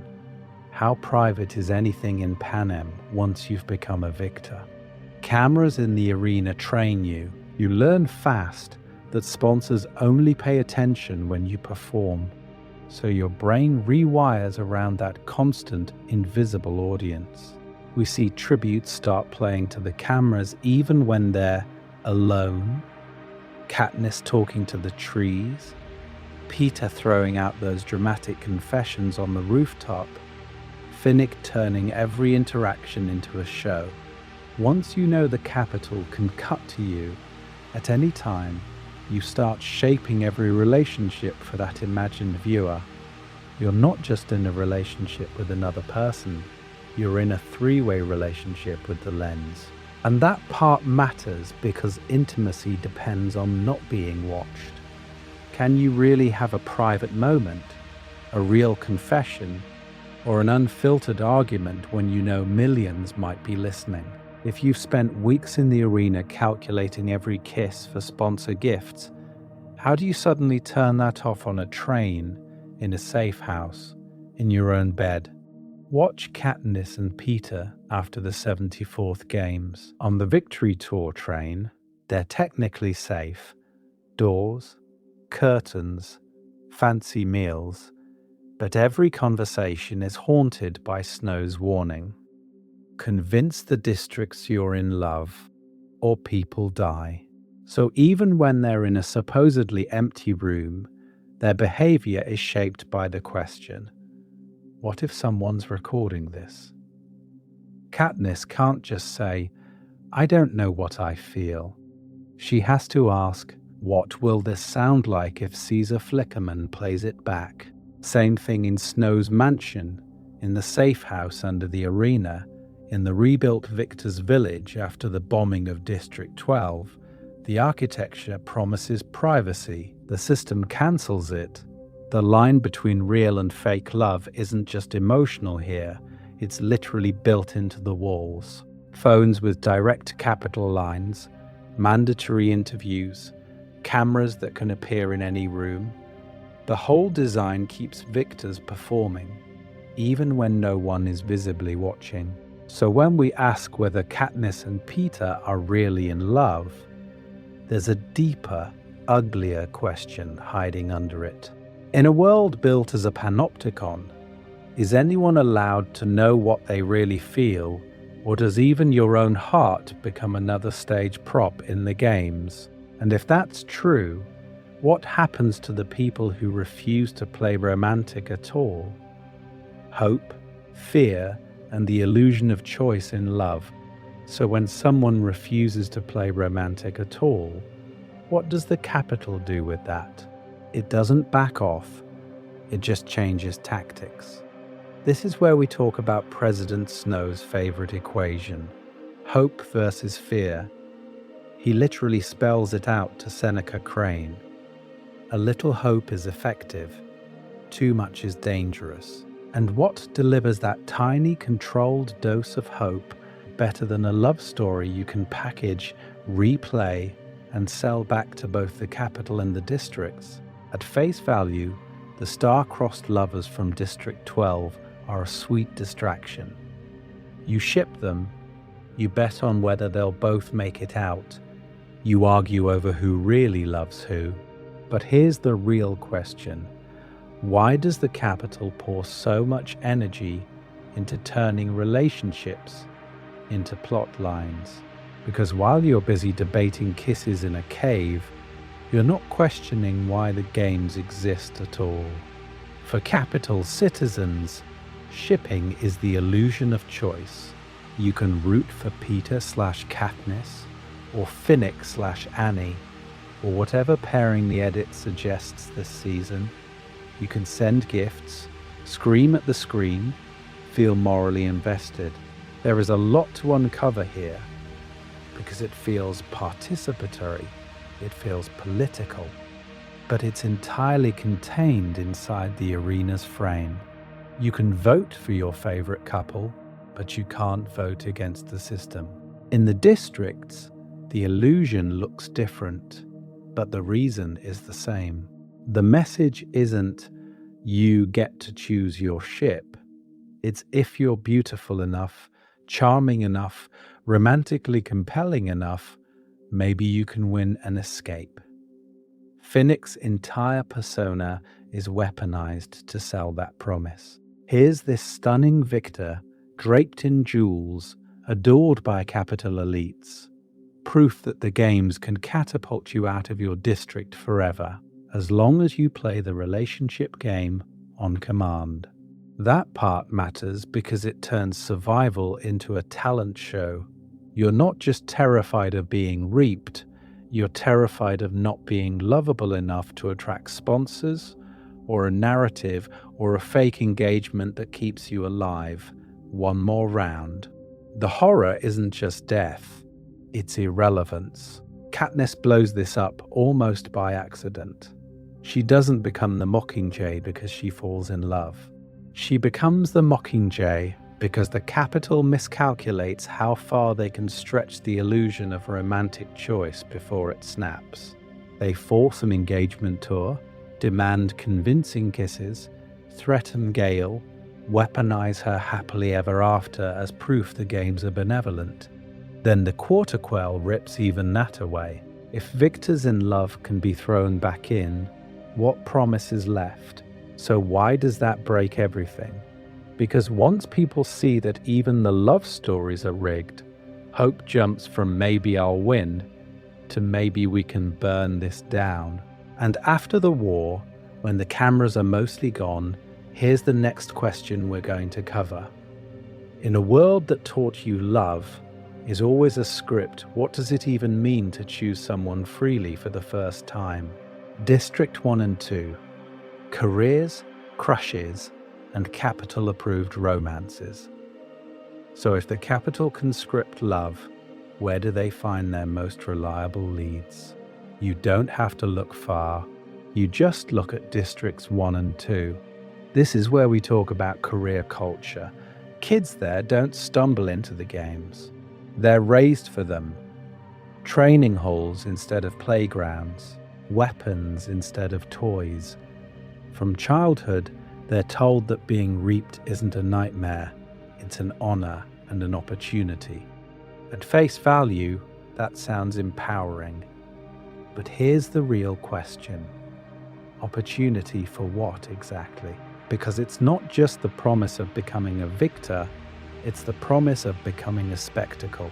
Career tributes are already comfortable performing for an audience, because their whole childhood is a rehearsal. They learn how to fight, sure, but they also learn how to smile for cameras, how to turn a kill into a moment, how to make the Capitol feel entertained and emotionally invested. And that's where the romance angle slides in. When you've got a pack of physically impressive, highly trained teens from the prestige districts, the Capitol doesn't just see killers, they see casting options. A District 1 girl and a District 2 boy sparring in the training center. Suddenly that alliance is a potential relationship. You can almost hear the commentators, will they be the next star-crossed pair? Take Cato and Clove. In the text, their relationship is intense but ambiguous. Shared strategy, mutual respect, brutal loyalty. They cling to each other at the cornucopia. They communicate in half words and glances. The films lean into that tension, framing them close, letting Clove's death hit Cato in a way that feels personal. So the Capitol audience, and later, our own fandom, projects romance onto that alliance. Even though no one ever says, I love you, there is a lot to uncover here about why we're so quick to ship people who are just trying not to die. But from the career's point of view, why not lean into it? Flirt between kills? Touch a shoulder on camera? Share a sleeping bag? That part matters because extra screen time means extra sponsors. A shippable pairing becomes a narrative the Capitol wants to keep alive, which can translate into medicine, food, and weapons. You're not just fighting tributes, you're competing for airtime. So imagine growing up in District 1 or 2. You don't just picture yourself holding a sword, you picture yourself holding hands. Kids half expect that if they make it to the arena, they won't just be a tribute, they'll be half of a capital-approved love story, whether they want that relationship or not. Pattern interrupt. What if you don't even like the person the capital thinks you're in love with? In the career districts, romance becomes another weapon in your training regimen, another strategy drilled into you. And when the games end, if you survive, those expectations don't. Because the capital is already waiting to turn you and whoever they think you belong with into the next victor's fairy tale. And that raises the next question we're going to cover. What happens when the capital decides your perfect match isn't a fellow career at all, but the enemy they need you to kiss on cue? Mid-tier districts. The love stories we never saw. So if the capital can pair a coal miner's daughter with the baker's son, what do you think they've been doing with all the other districts for 74 years before that? Here's the real question. We only ever sit in the train car with District 12. We glimpse a few famous victors. But the games run across 12 districts over 3/4 of a century. That is thousands of tributes, and the cameras do not care that we never learn their names. The capital still needed a story every single year. This is where we talk about the mid-tier districts, not the polished careers of 1 and 2, not the total desperation of 12, but the in-between spaces, 5, 6, 9, 10. District 5 with its power plants, 6 with its transports and morphling addicts, 9 and 10 scraping by on grain and livestock, fewer professional killers, more terrified kids thrown in with no training and no script, until the capital hands them one. Imagine you're in District 6. You know you're not a career. You're exhausted, maybe already dependent on painkillers from brutal labor. At face value, your only chance is to cling to someone stronger. So you reach for a hand in the arena, or someone reaches for yours, and suddenly the capital is cutting your footage to swelling music. An alliance becomes a relationship because the producers need a cute couple on the betting boards. Why wouldn't they? Why waste a potential sponsor magnet? There is a lot to uncover here because the capital doesn't just wait for a Katniss Peter situation to fall into its lap. They manufacture mini versions every year. A shy District 9 boy who keeps glancing at his partner? That's a tragic, one-sided crush. A District 10 girl who refuses to abandon her injured ally? That's loyalty recut into doomed romance, even if she's just honoring a promise made on the train. And the brutal part is, those kids might not even know they're in a love story until the anthem montage. Editors can trim out strategy, fear, and arguments and leave only the lingering looks. Why? Because a grieving capital audience will always pay more to save a couple than a lone tribute. That part matters because it turns your feelings, or the illusion of them, into currency. Now zoom out to the victors we never meet. If Finnick can be forced into a capital playboy persona, how many mid-tier victors were quietly assigned glamorous partners, paraded as wholesome farm couples or genius power plant pairs? We're going to cover how those post-games relationships could be engineered, staged engagements to keep a victor available on talk shows, PR marriages between districts to sell the hope of unity, even long-running showmances that continue on Capitol late-night years after the cameras leave the arena. Katniss and Peter feel unique because we finally see the machinery from the inside. The notes from Haymitch, the calculated kisses, Snow's threats. But the pattern, that's old. They're just the first time the script breaks on air. So if every year needed its own star-crossed stand-ins, who were the forgotten couples of Panem? And what did it cost them when the cameras moved on? Rue, Thresh, and non-romantic bonds the Capitol couldn't market. And here's the twist the Capitol never really knew what to do with. Some of the most powerful love stories in the games, they aren't romantic at all. This is where we talk about Rue. At face value, the edit sells her as Katniss's adorable sidekick from another district. Small, clever, good with the nets. You get the whistles, the shared food, the way she reminds Katniss of Prim. But here's the real question. What happens when you look at that relationship as a direct rejection of the Capitol's script?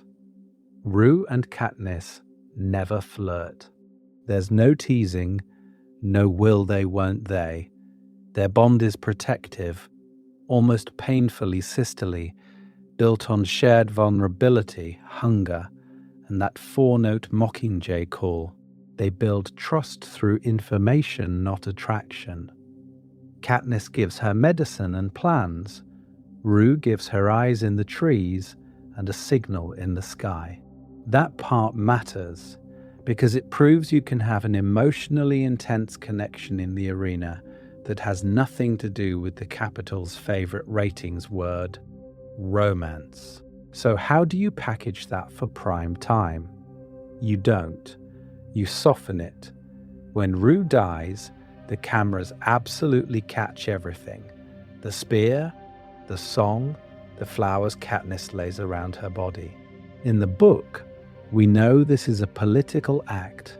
Katniss is honoring a child the Capitol just murdered for entertainment, and crucially, saluting a district that is supposed to be her enemy. But what does the Capitol show? Probably a tragic, touching moment, a beautiful tribute to a fallen friend. You can almost hear Caesar Flickerman calling it moving, inspirational, a testament to the spirit of the games. There is a lot to uncover here because the meaning splits in two. To the districts, that scene quietly says, "Your children are worth mourning, even when the law says they're expendable." To the Capitol audience, the edit blurs the politics and leans into pathos. Tears sell, defiance doesn't. Thresh pushes this even further.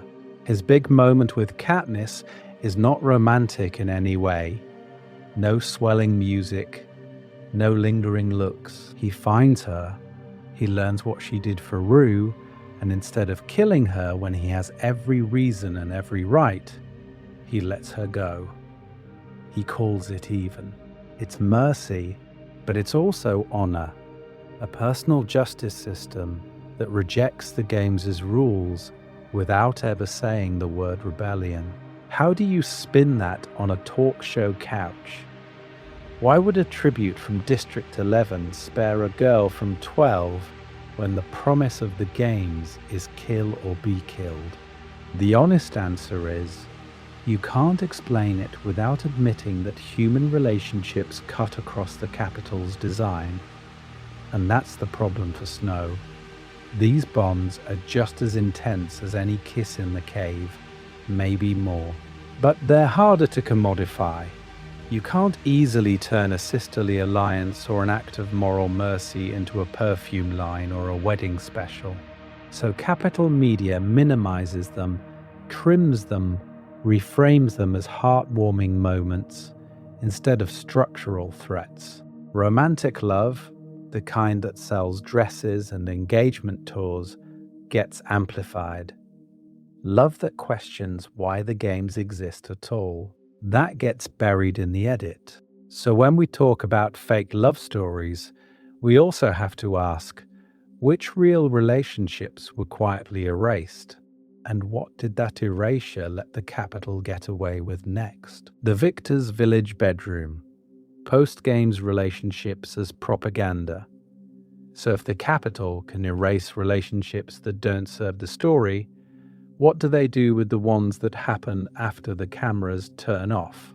Here's the real question. When a victor moves into the victor's village bedroom, are they finally alone? Or did they just get upgraded to a more expensive set? At face value, Victor's Village is the happy ending the games promise you.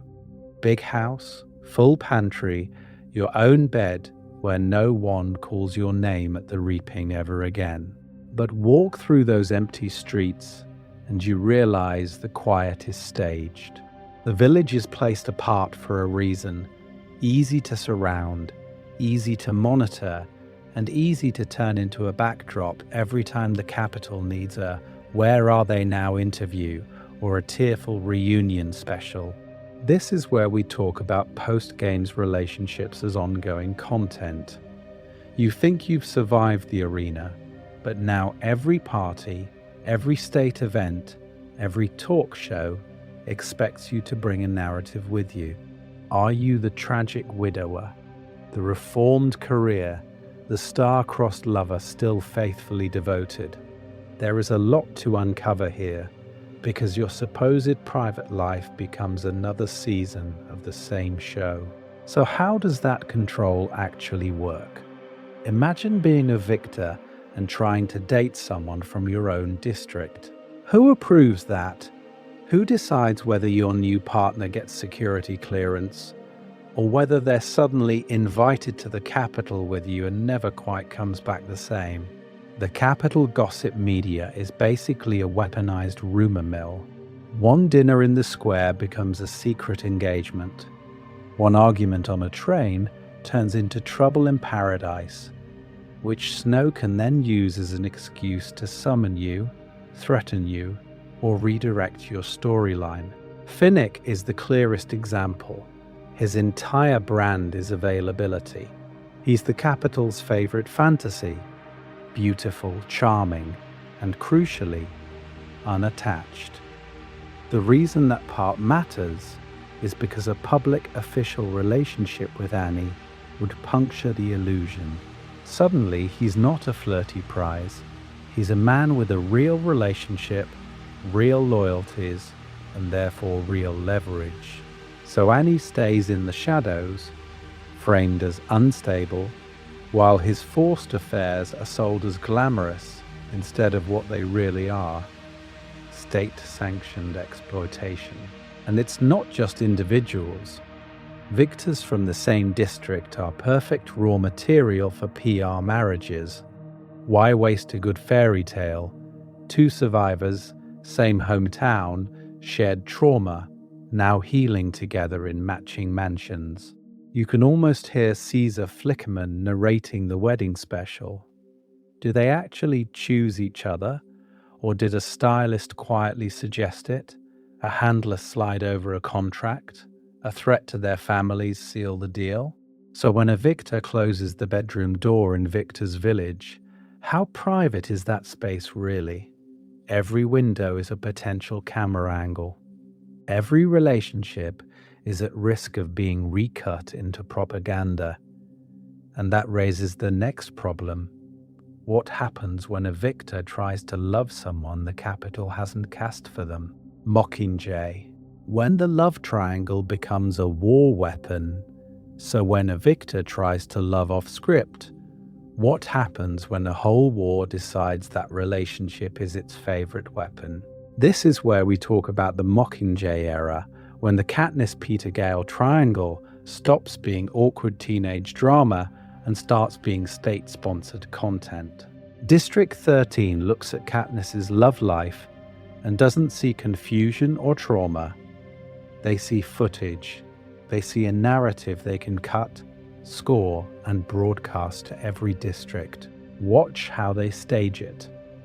At face value, those propose of Katniss staring at Peter's interviews, shaking, unable to breathe, are raw grief. But here's the real question. Why are the cameras already rolling? Coin's team is right there. capturing every flinch as Peter, hijacked and hollowed out by the capital, begs her to stop the war. Then they splice in shots of her clinging to Gale after a bombing, or hugging him in the ashes of 12. None of that is fake in the sense of scripted lines. The edit is the script. They choose the angles that say, here is the devoted boyfriend in danger, here is the strong childhood friend at her side, here is the girl torn between them and between peace and rebellion. There is a lot to uncover here, because the capital is doing the same thing in reverse. Snow doesn't just torture Peter, he rewires him. The tracker-jacker venom turns every loving memory of Katniss into a trigger. A kiss in the cave? Now it's an attack. Bread in the rain? Now it's a trap. His feelings become a switch the capital can flip on command. Fear, hatred, kill her. Katniss Everdeen is the enemy. It's the star-crossed lovers' games turned inside out. The promise of love becomes proof she's a monster. And while Peter is being rewritten chemically, Gale is being rewritten politically. Back in District 12, he was the hunting partner, the shared-bred revolutionary in theory. In 13, he becomes the strategist whose plans involve double bombings and acceptable civilian losses. So when the rebellion films him with Katniss, that part matters because his presence now sends a different message. He isn't just the boy from the seam, he's the face of a harsher war. The question becomes, is Katniss standing next to comfort or escalation? Both sides keep flattening them into roles the audience already understands. The capital needs the crazed ex who wants her dead. The rebellion needs the loyal fiancé or the steadfast comrade. Neither has much room for a traumatized victor who doesn't know what she wants, or two boys whose identities aren't actually defined by who gets the girl.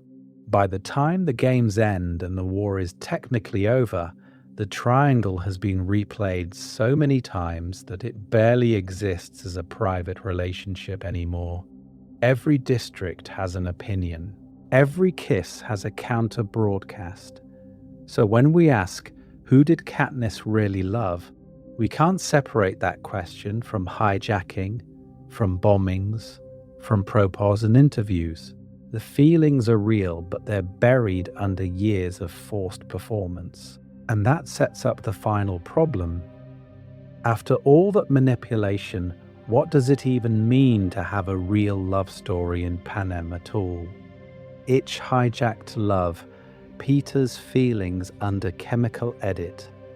So if performance has infected every romance in Panem, what happens when the capital stops directing the show from the outside and starts editing the footage in your brain?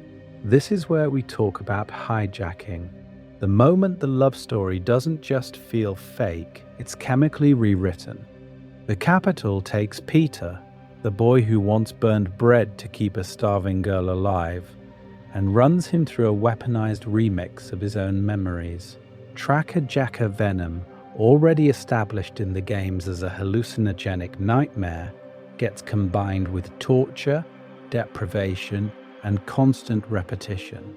At face value, it's just another interrogation program. But here's the real question.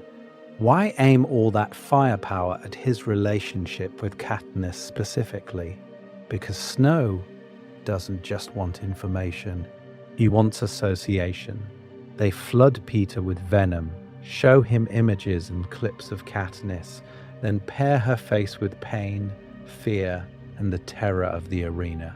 Every time she appears, they shock him, restrain him, or replay her defiance as if she personally caused the war. There is a lot to uncover here, but the basic mechanism is horrifyingly simple. Take every memory that once meant comfort and promise, and weld it to panic. And then they broadcast the result. The capital wheels out this shattered version of Peter on television. ranting that Katniss is dangerous, that she's not who she says she is. Remember, this is the same boy the districts watched cradle her in the cave, swear he'd die for her. Now his love has been flipped into a weapon, a living rebuttal to the Mockingjay. If even her supposed soulmate calls her a liar, why should anyone in any district trust her symbol of hope? You feel the stakes when he attacks her in District 13. That isn't a random outburst. It's the logical endpoint of the conditioning. His body turns into an extension of capital propaganda, programmed to eliminate the threat on sight. The Capitol doesn't just counter her message with words, it tries to strangle her with her own love story. But maybe the most disturbing part isn't the violence, it's the doubt. When Peter starts to recover, he has to interrogate every shared moment, the dandelion in the spring, the bread in the rain, the kisses in the arena. Were those real or capital implants? He literally plays real or not real with his own past. That part matters because it shows the true horror.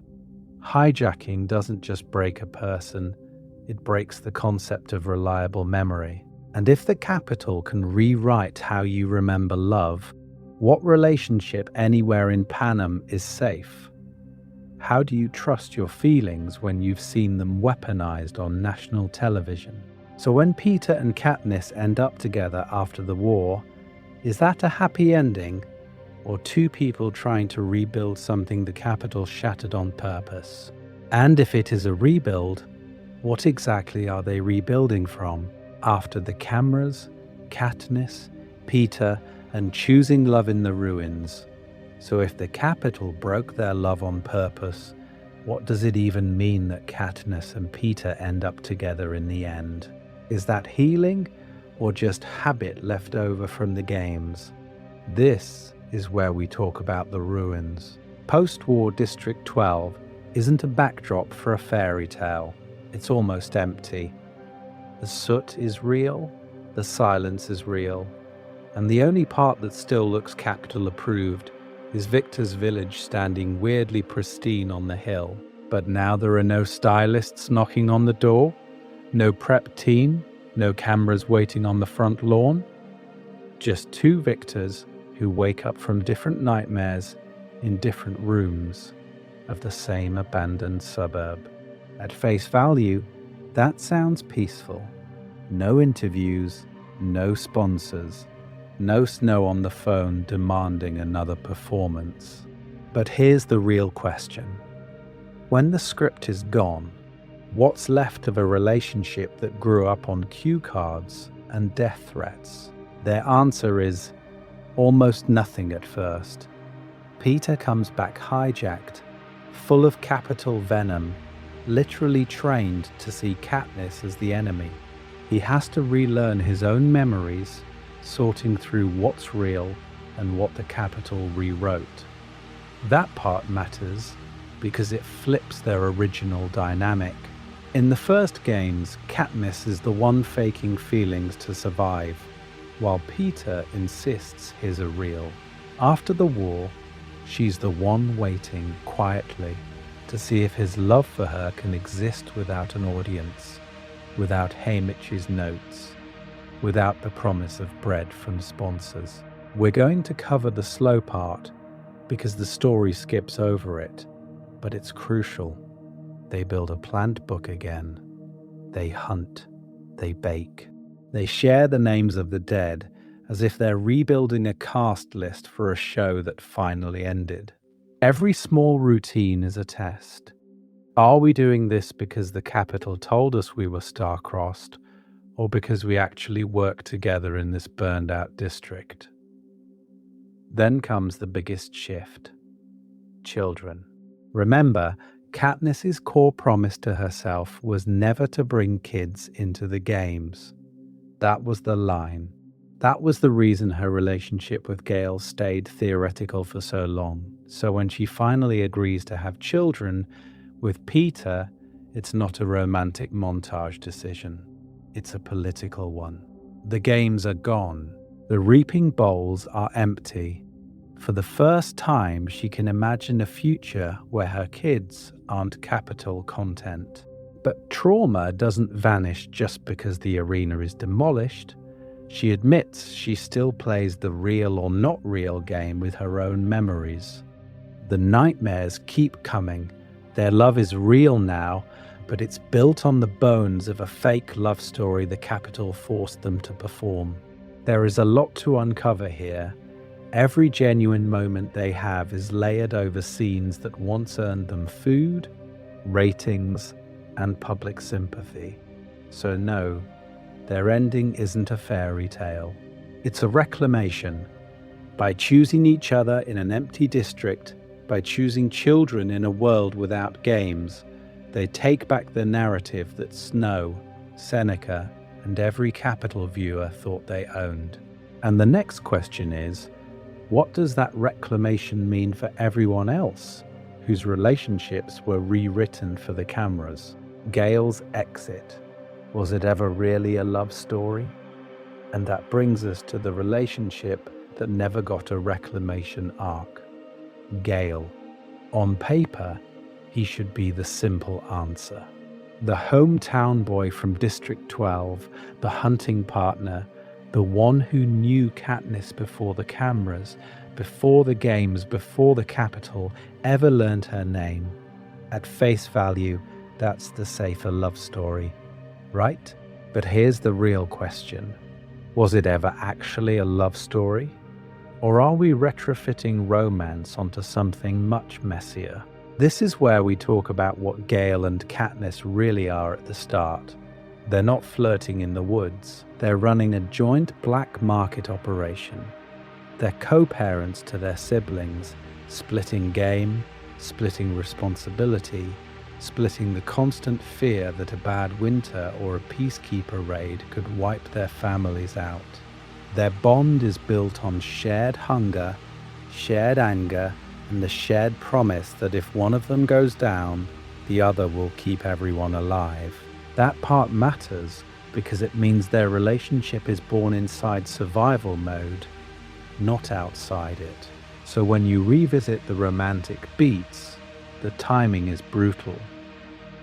Gale's confession in the woods happens after Katniss has already been reaped once, survived the arena, and become a symbol she never wanted to be.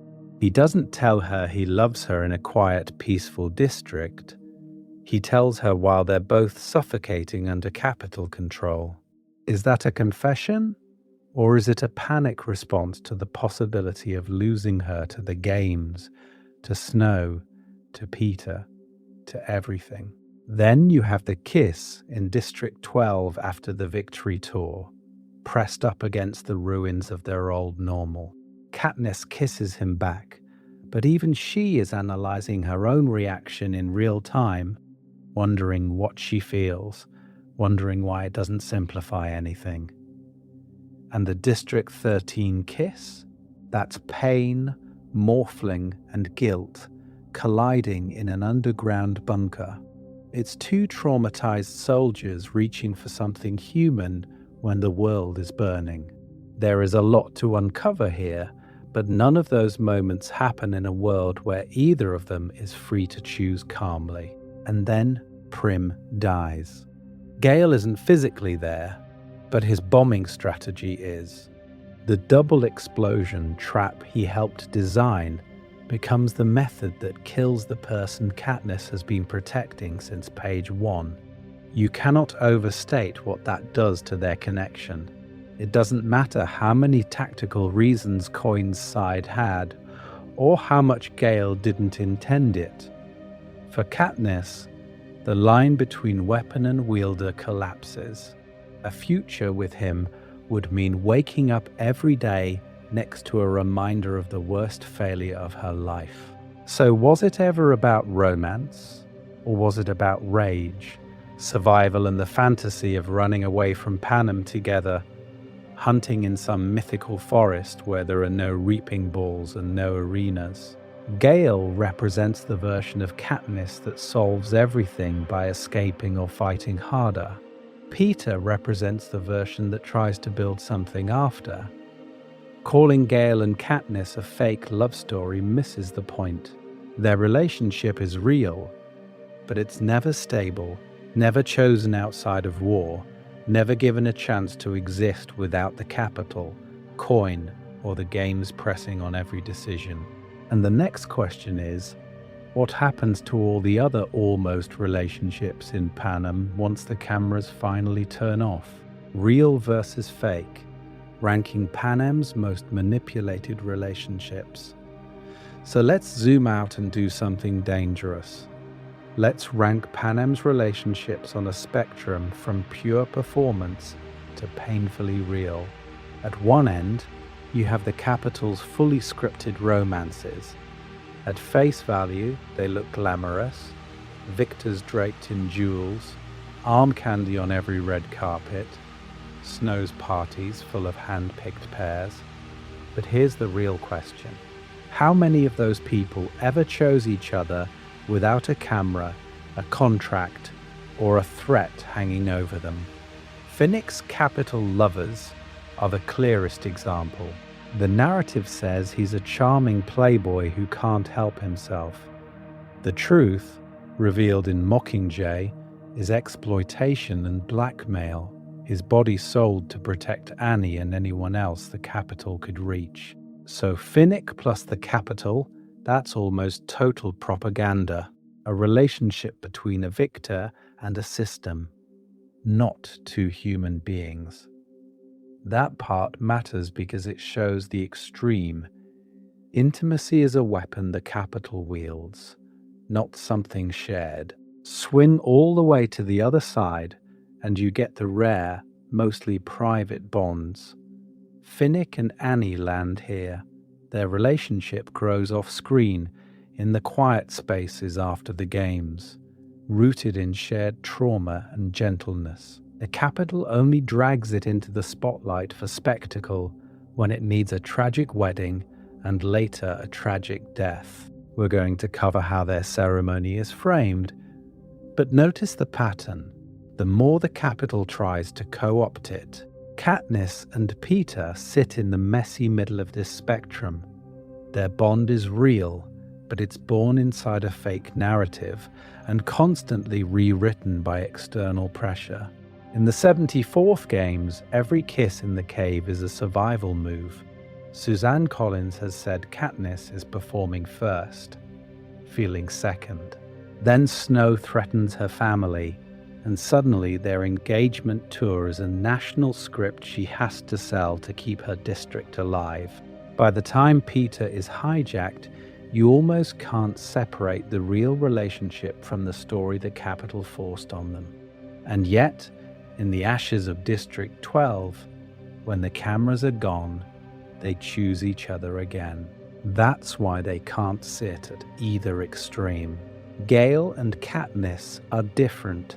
Their relationship is real but incomplete, forged over years of hunting and shared hunger, but never given the space to become a stable romantic partnership. Every time they get close, the games or the war interrupts.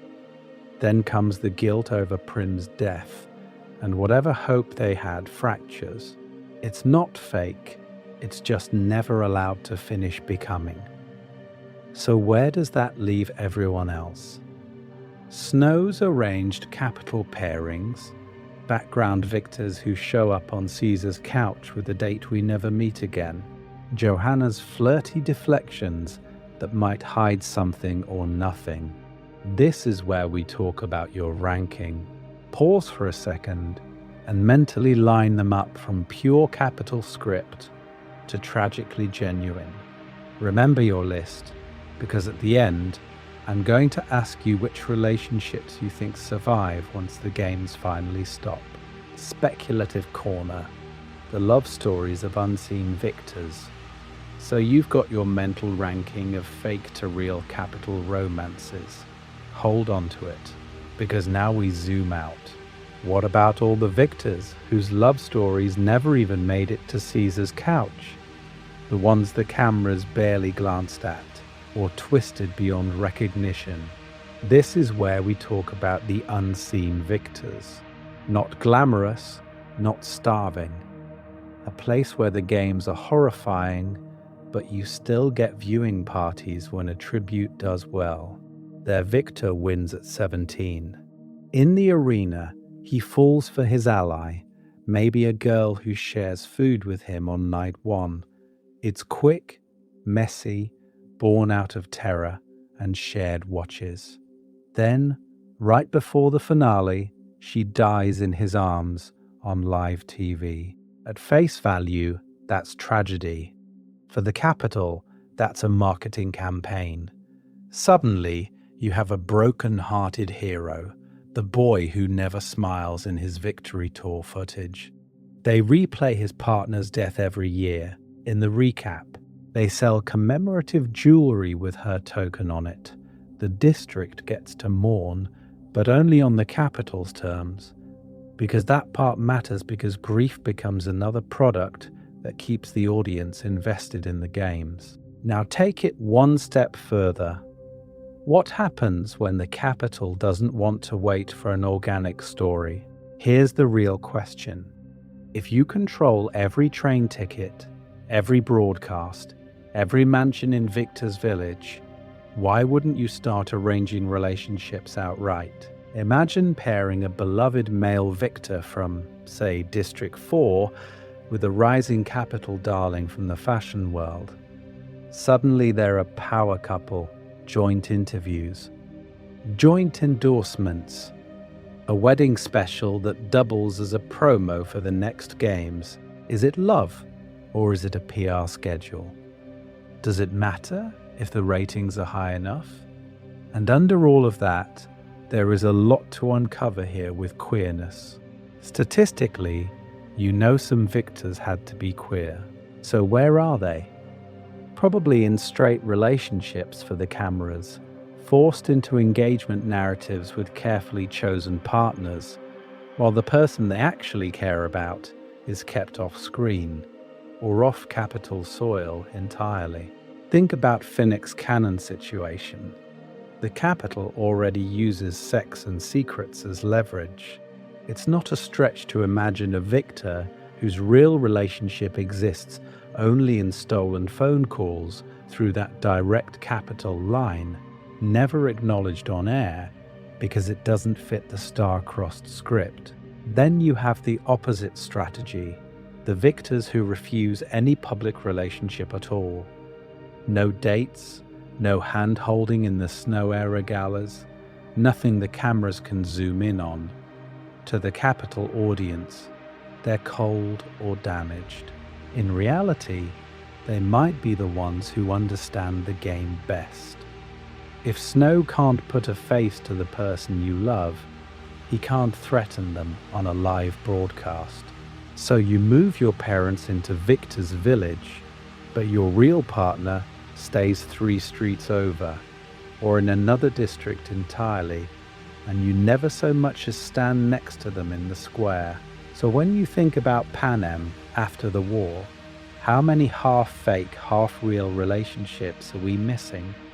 How many victors end up in quiet, awkward peacetime marriages with the person they were told to love on camera, while the person they actually loved died in an arena recap that still runs every year?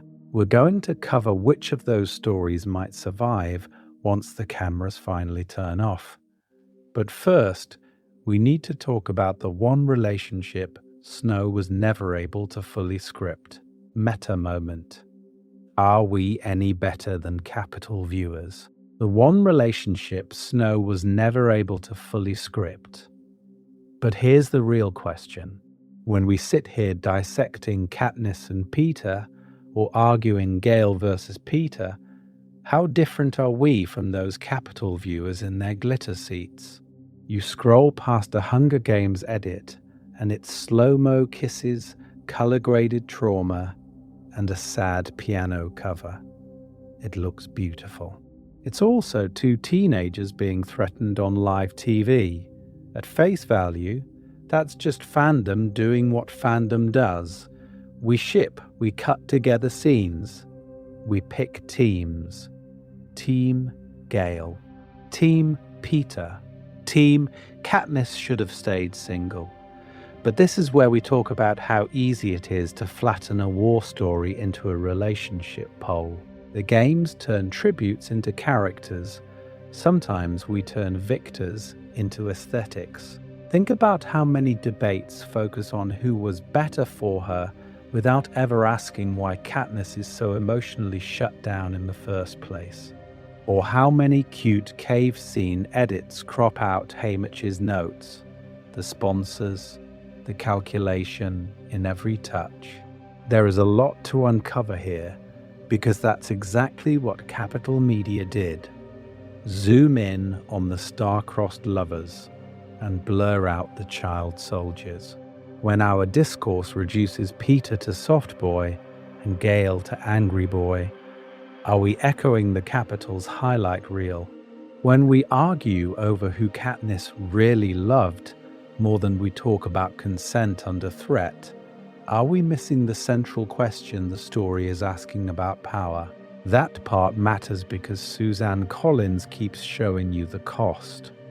Snow threatens Gale and both families if the romance doesn't sell.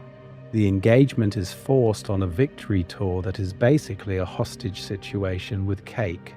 Finnick's Playboy image hides that he's being trafficked with Annie held as collateral. Those aren't quirky ship dynamics.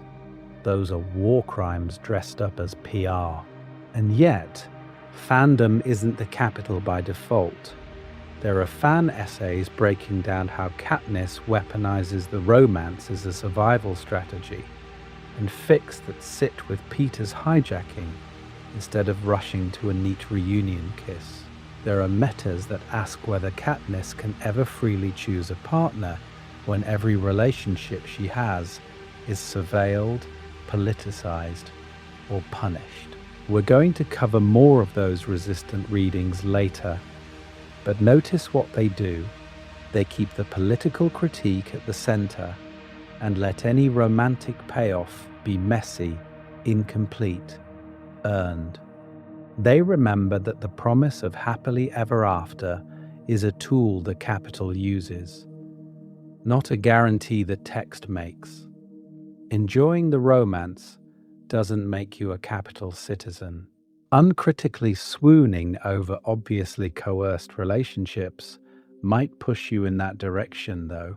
So the next time you talk about these couples, ask yourself, are you honoring the story's anger at the system or smoothing it over into just another star-crossed love story? Because from here on, every fake love story we pull apart is also a test of how we're watching. The illusion of freedom, why fake love stories kept the games alive. Once you start treating every kiss as a weapon, the whole structure of the games snaps into focus. Because here's the real question. Why did the Capital pour so much energy into love stories when the spectacle was supposedly about blood and survival?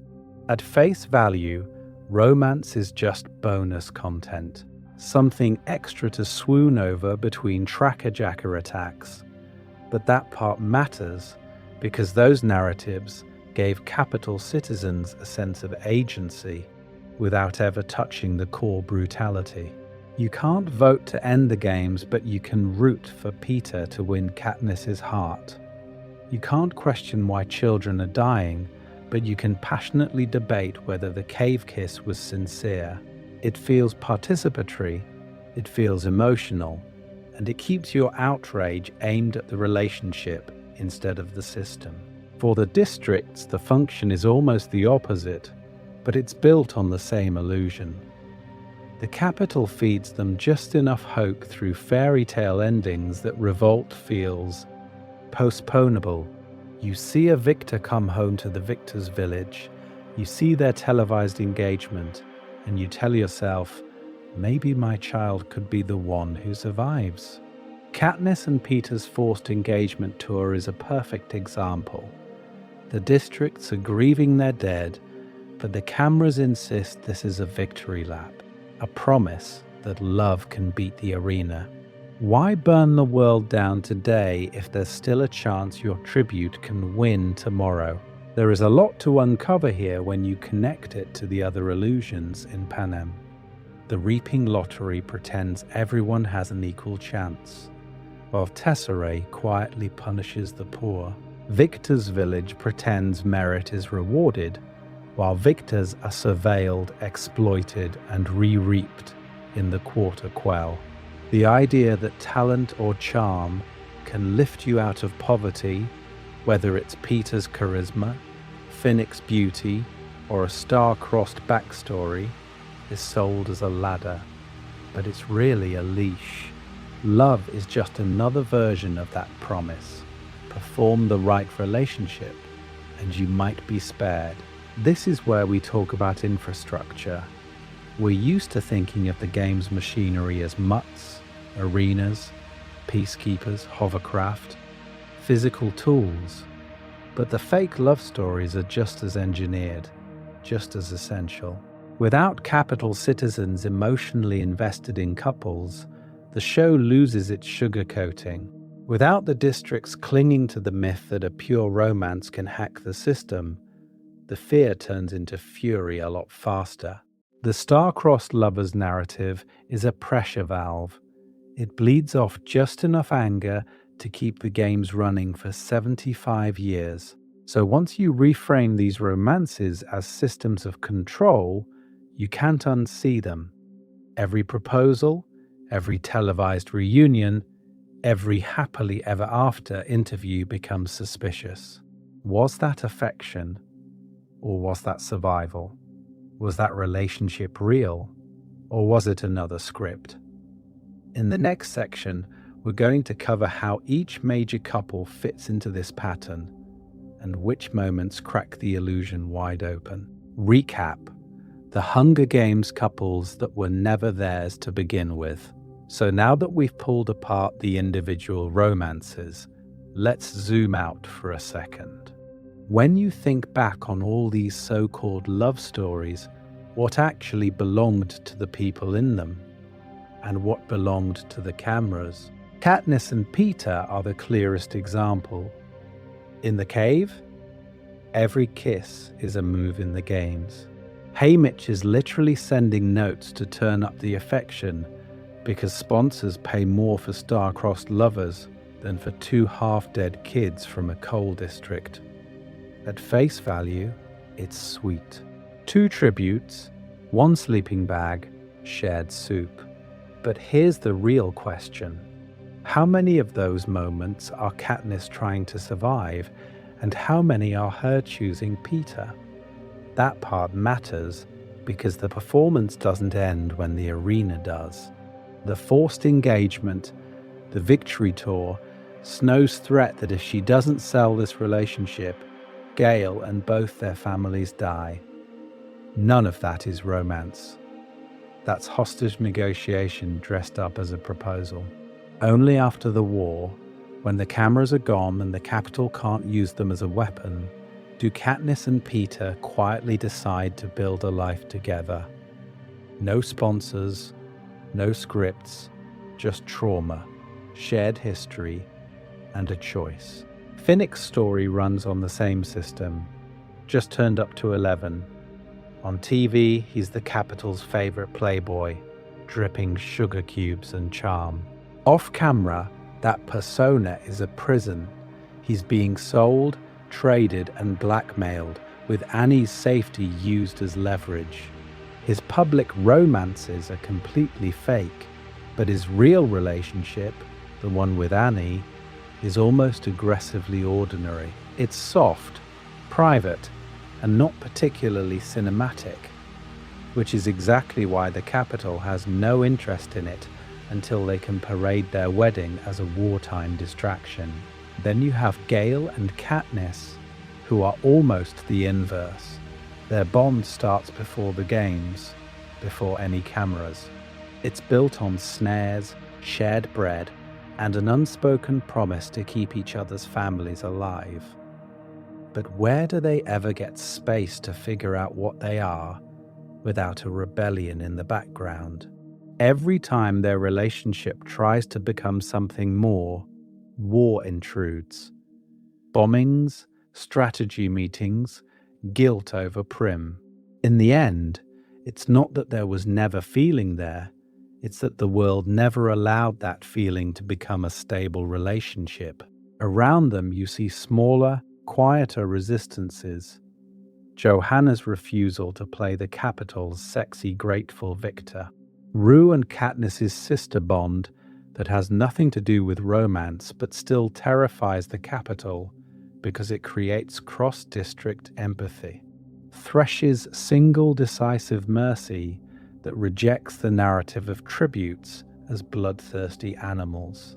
Even the unseen victors we hear about, those broken by addiction, those who disappear into their houses, hint at connections and griefs that don't fit capital storylines.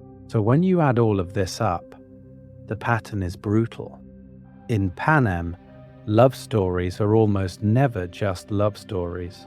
They're shields against punishment, weapons on a propaganda board, and narratives owned by the state before they're ever owned by the people in them. The real question going forward is this: what happens when those people finally start seizing their stories back? And what does the capital do when the script stops working? Your turn in the arena. Which love story was the fakest? So let's turn the cameras on you for a second. If the capital handed you a microphone and said, name the fakest love story in the games, who are you putting on stage first? Katniss and Peter? Gale and Katniss? Finnick and his capital admirers? Or someone else entirely? At face value, a lot of these relationships look romantic. The cave kisses, the engagement tour, Finnick with the sugar cubes. But here's the real question. Which couple do you think was pure propaganda, and which one felt tragically genuine in spite of the cameras? I want you to pick two in the comments. Your fakest couple and your most real couple. Then tell us why. Not just they're cute or they're toxic, but the exact scenes, lines, or games moments that convinced you. This is where we talk about Katniss and Peter in detail.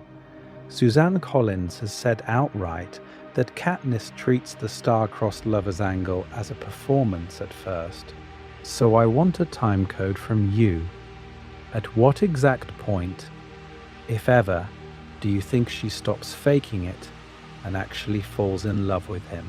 Is it the cave, when Haymitch is basically sending sponsor notes that translate to "more kissing, please"? Is it when Peter's heart stops in the arena? Is it the Quarter Quell Beach? Or only after the war when they're back in District 12 and the cameras are finally gone? Or do you think she never fully gets there and their relationship is something stranger than simple romance? And then there's Gale. You knew this question was coming. Was Gale and Katniss ever a true love story? Or was it always more about shared trauma, hunting in the woods, and planning to blow up the capital than it was about actually wanting a future together?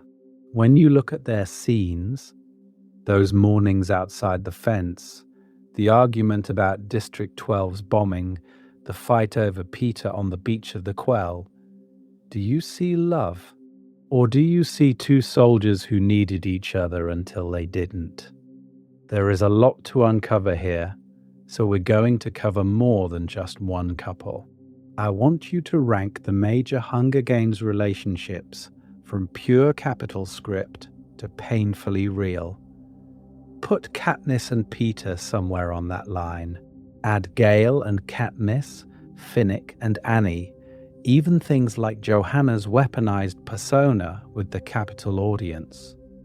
That part matters because it shows how you read the power dynamics, not just the romance. Think of the comments as an extension of the analysis, not a throwaway opinion section.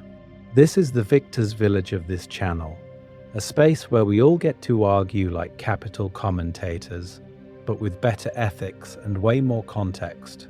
I'll pull the sharpest, most well-reasoned rankings and theories and feature them in a future breakdown. So if you've ever wanted to out-analyze Caesar Flickerman, this is your moment. And keep your notes ready, because next we're going to shift from fake love to the capital's other favorite illusion, who actually owns a victor's life once the arena lights go dark. Stay in the victor's village. What to watch after this deep dive. So if the capital can own a victor's love story, what else can it own? That's the thread we're going to follow next. And if you're still here, you're clearly not just here for Team Peter versus Team Gale debates.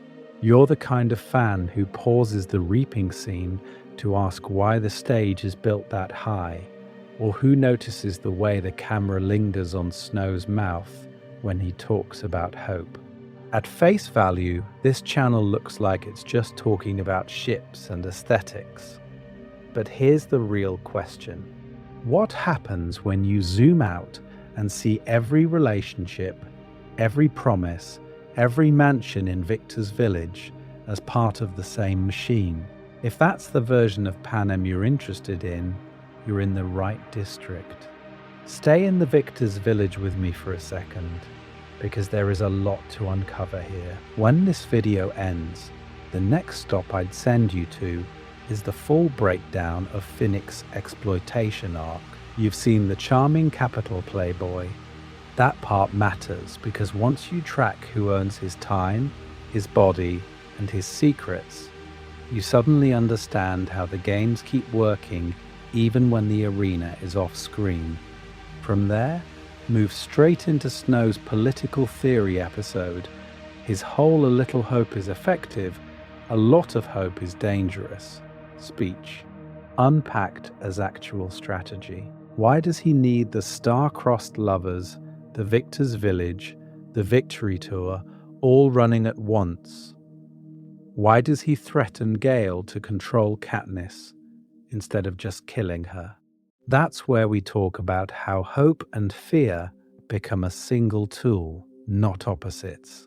And if you walked into this video convinced Gale was just the other guy, I really want you in the Gale-focused moral analysis. We go through his choices in District 12, 13, and the Nut, and ask the uncomfortable question, in a world built on the games, what does it even mean to be a good person when every option is rigged by the capital? If you're still watching, you already know you want more than surface-level shipping discourse. So hit subscribe, not as a reflex, but as a statement that you care about how these systems work. Future episodes are going to cover other capital illusions with the same lens: Victor's Village as real estate propaganda, the reaping system as generational terror, even why each arena is designed as a different psychological experiment. Pattern interrupt. Think of one friend who still insists the Hunger Games is just a love triangle. Send them this video as a gentle challenge. Watch this, then tell me it's only about who kisses who. And in the next section, we're going to ask who's really holding them. Final shot. Love, lies, and who gets to own the story. So let's go back to the cave. On the surface, it's the safest place in the arena. Soft moss, stolen blankets, a boy who loves you handing you burned soup. At face value, it's the one quiet romantic break from the games.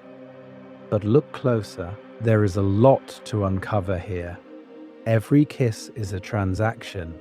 Every whispered word is a message to the sponsors, to Haymitch, to Snow. The cave is a set. Later, Snow upgrades the set dressing. White roses instead of Nightlock. An engagement tour instead of a victory tour. Finnick's sugar cubes instead of bread. This is where we talk about how the capital keeps using the same trick. They wrap violence in romance. They sell you a poisoned story with a lace ribbon on top, and then they call it hope. But here's the real question. What happens when the actors stop reading the script? Katniss starts by treating the star-crossed lovers as a weapon. Peter treats it as the only honest way he knows how to say, "I'm already dead. At least let me tell the truth." Their relationship is born on camera, but the part that matters because it's real doesn't show up in the cave montage. It shows up when Peter paints Rue on the training floor, when Katniss screams his name in the arena without thinking about sponsors first. Finnick does the same thing. The Capitol thinks he's their perfect playboy, all charm and sugar and secrets. But he uses that performance to smuggle information, to protect Annie, to build a network of victors who are done playing Snow's game. Johanna? She weaponizes the angry, unstable girl role until the Capitol can't tell where the act ends and the rebellion begins. None of them get to undo the damage. Annie will always have the arena in her head. Johanna will always have the water and the wires. Peter will always have hijacked memories that turn love into a question mark. But step by step, they claw back ownership. They choose who hears their stories. They decide which parts are for the cameras and which parts are whispered in kitchens, in train cars, in burned-out victors' village houses. And here's where it gets uncomfortable. Because if Panem is watching edited love stories cut together by Caesar Flickerman, who's cutting ours? Who decides which celebrity couple you see at the beach and which fight never makes it to the feed? How many of the relationships you watch are caves and sugar cubes and roses carefully framed so you never see the blood just off screen? We're going to cover the Capitol, but the reason it hits so hard is that Hollywood runs on the same fuel. Beautiful people, controlled narratives, a promise that what you're seeing is real when it's actually a curated survival strategy. In Panem, the most radical love story isn't the one that trends or tests well or looks perfect under studio lighting. It's the one that's still standing when the cameras go dark. So the next time a franchise, a studio, or a Capitol tries to sell you a perfect love story, remember the cave, remember the roses, remember the sugar cubes, and keep asking whose story this really is, and who's paying the price to make it look so pretty.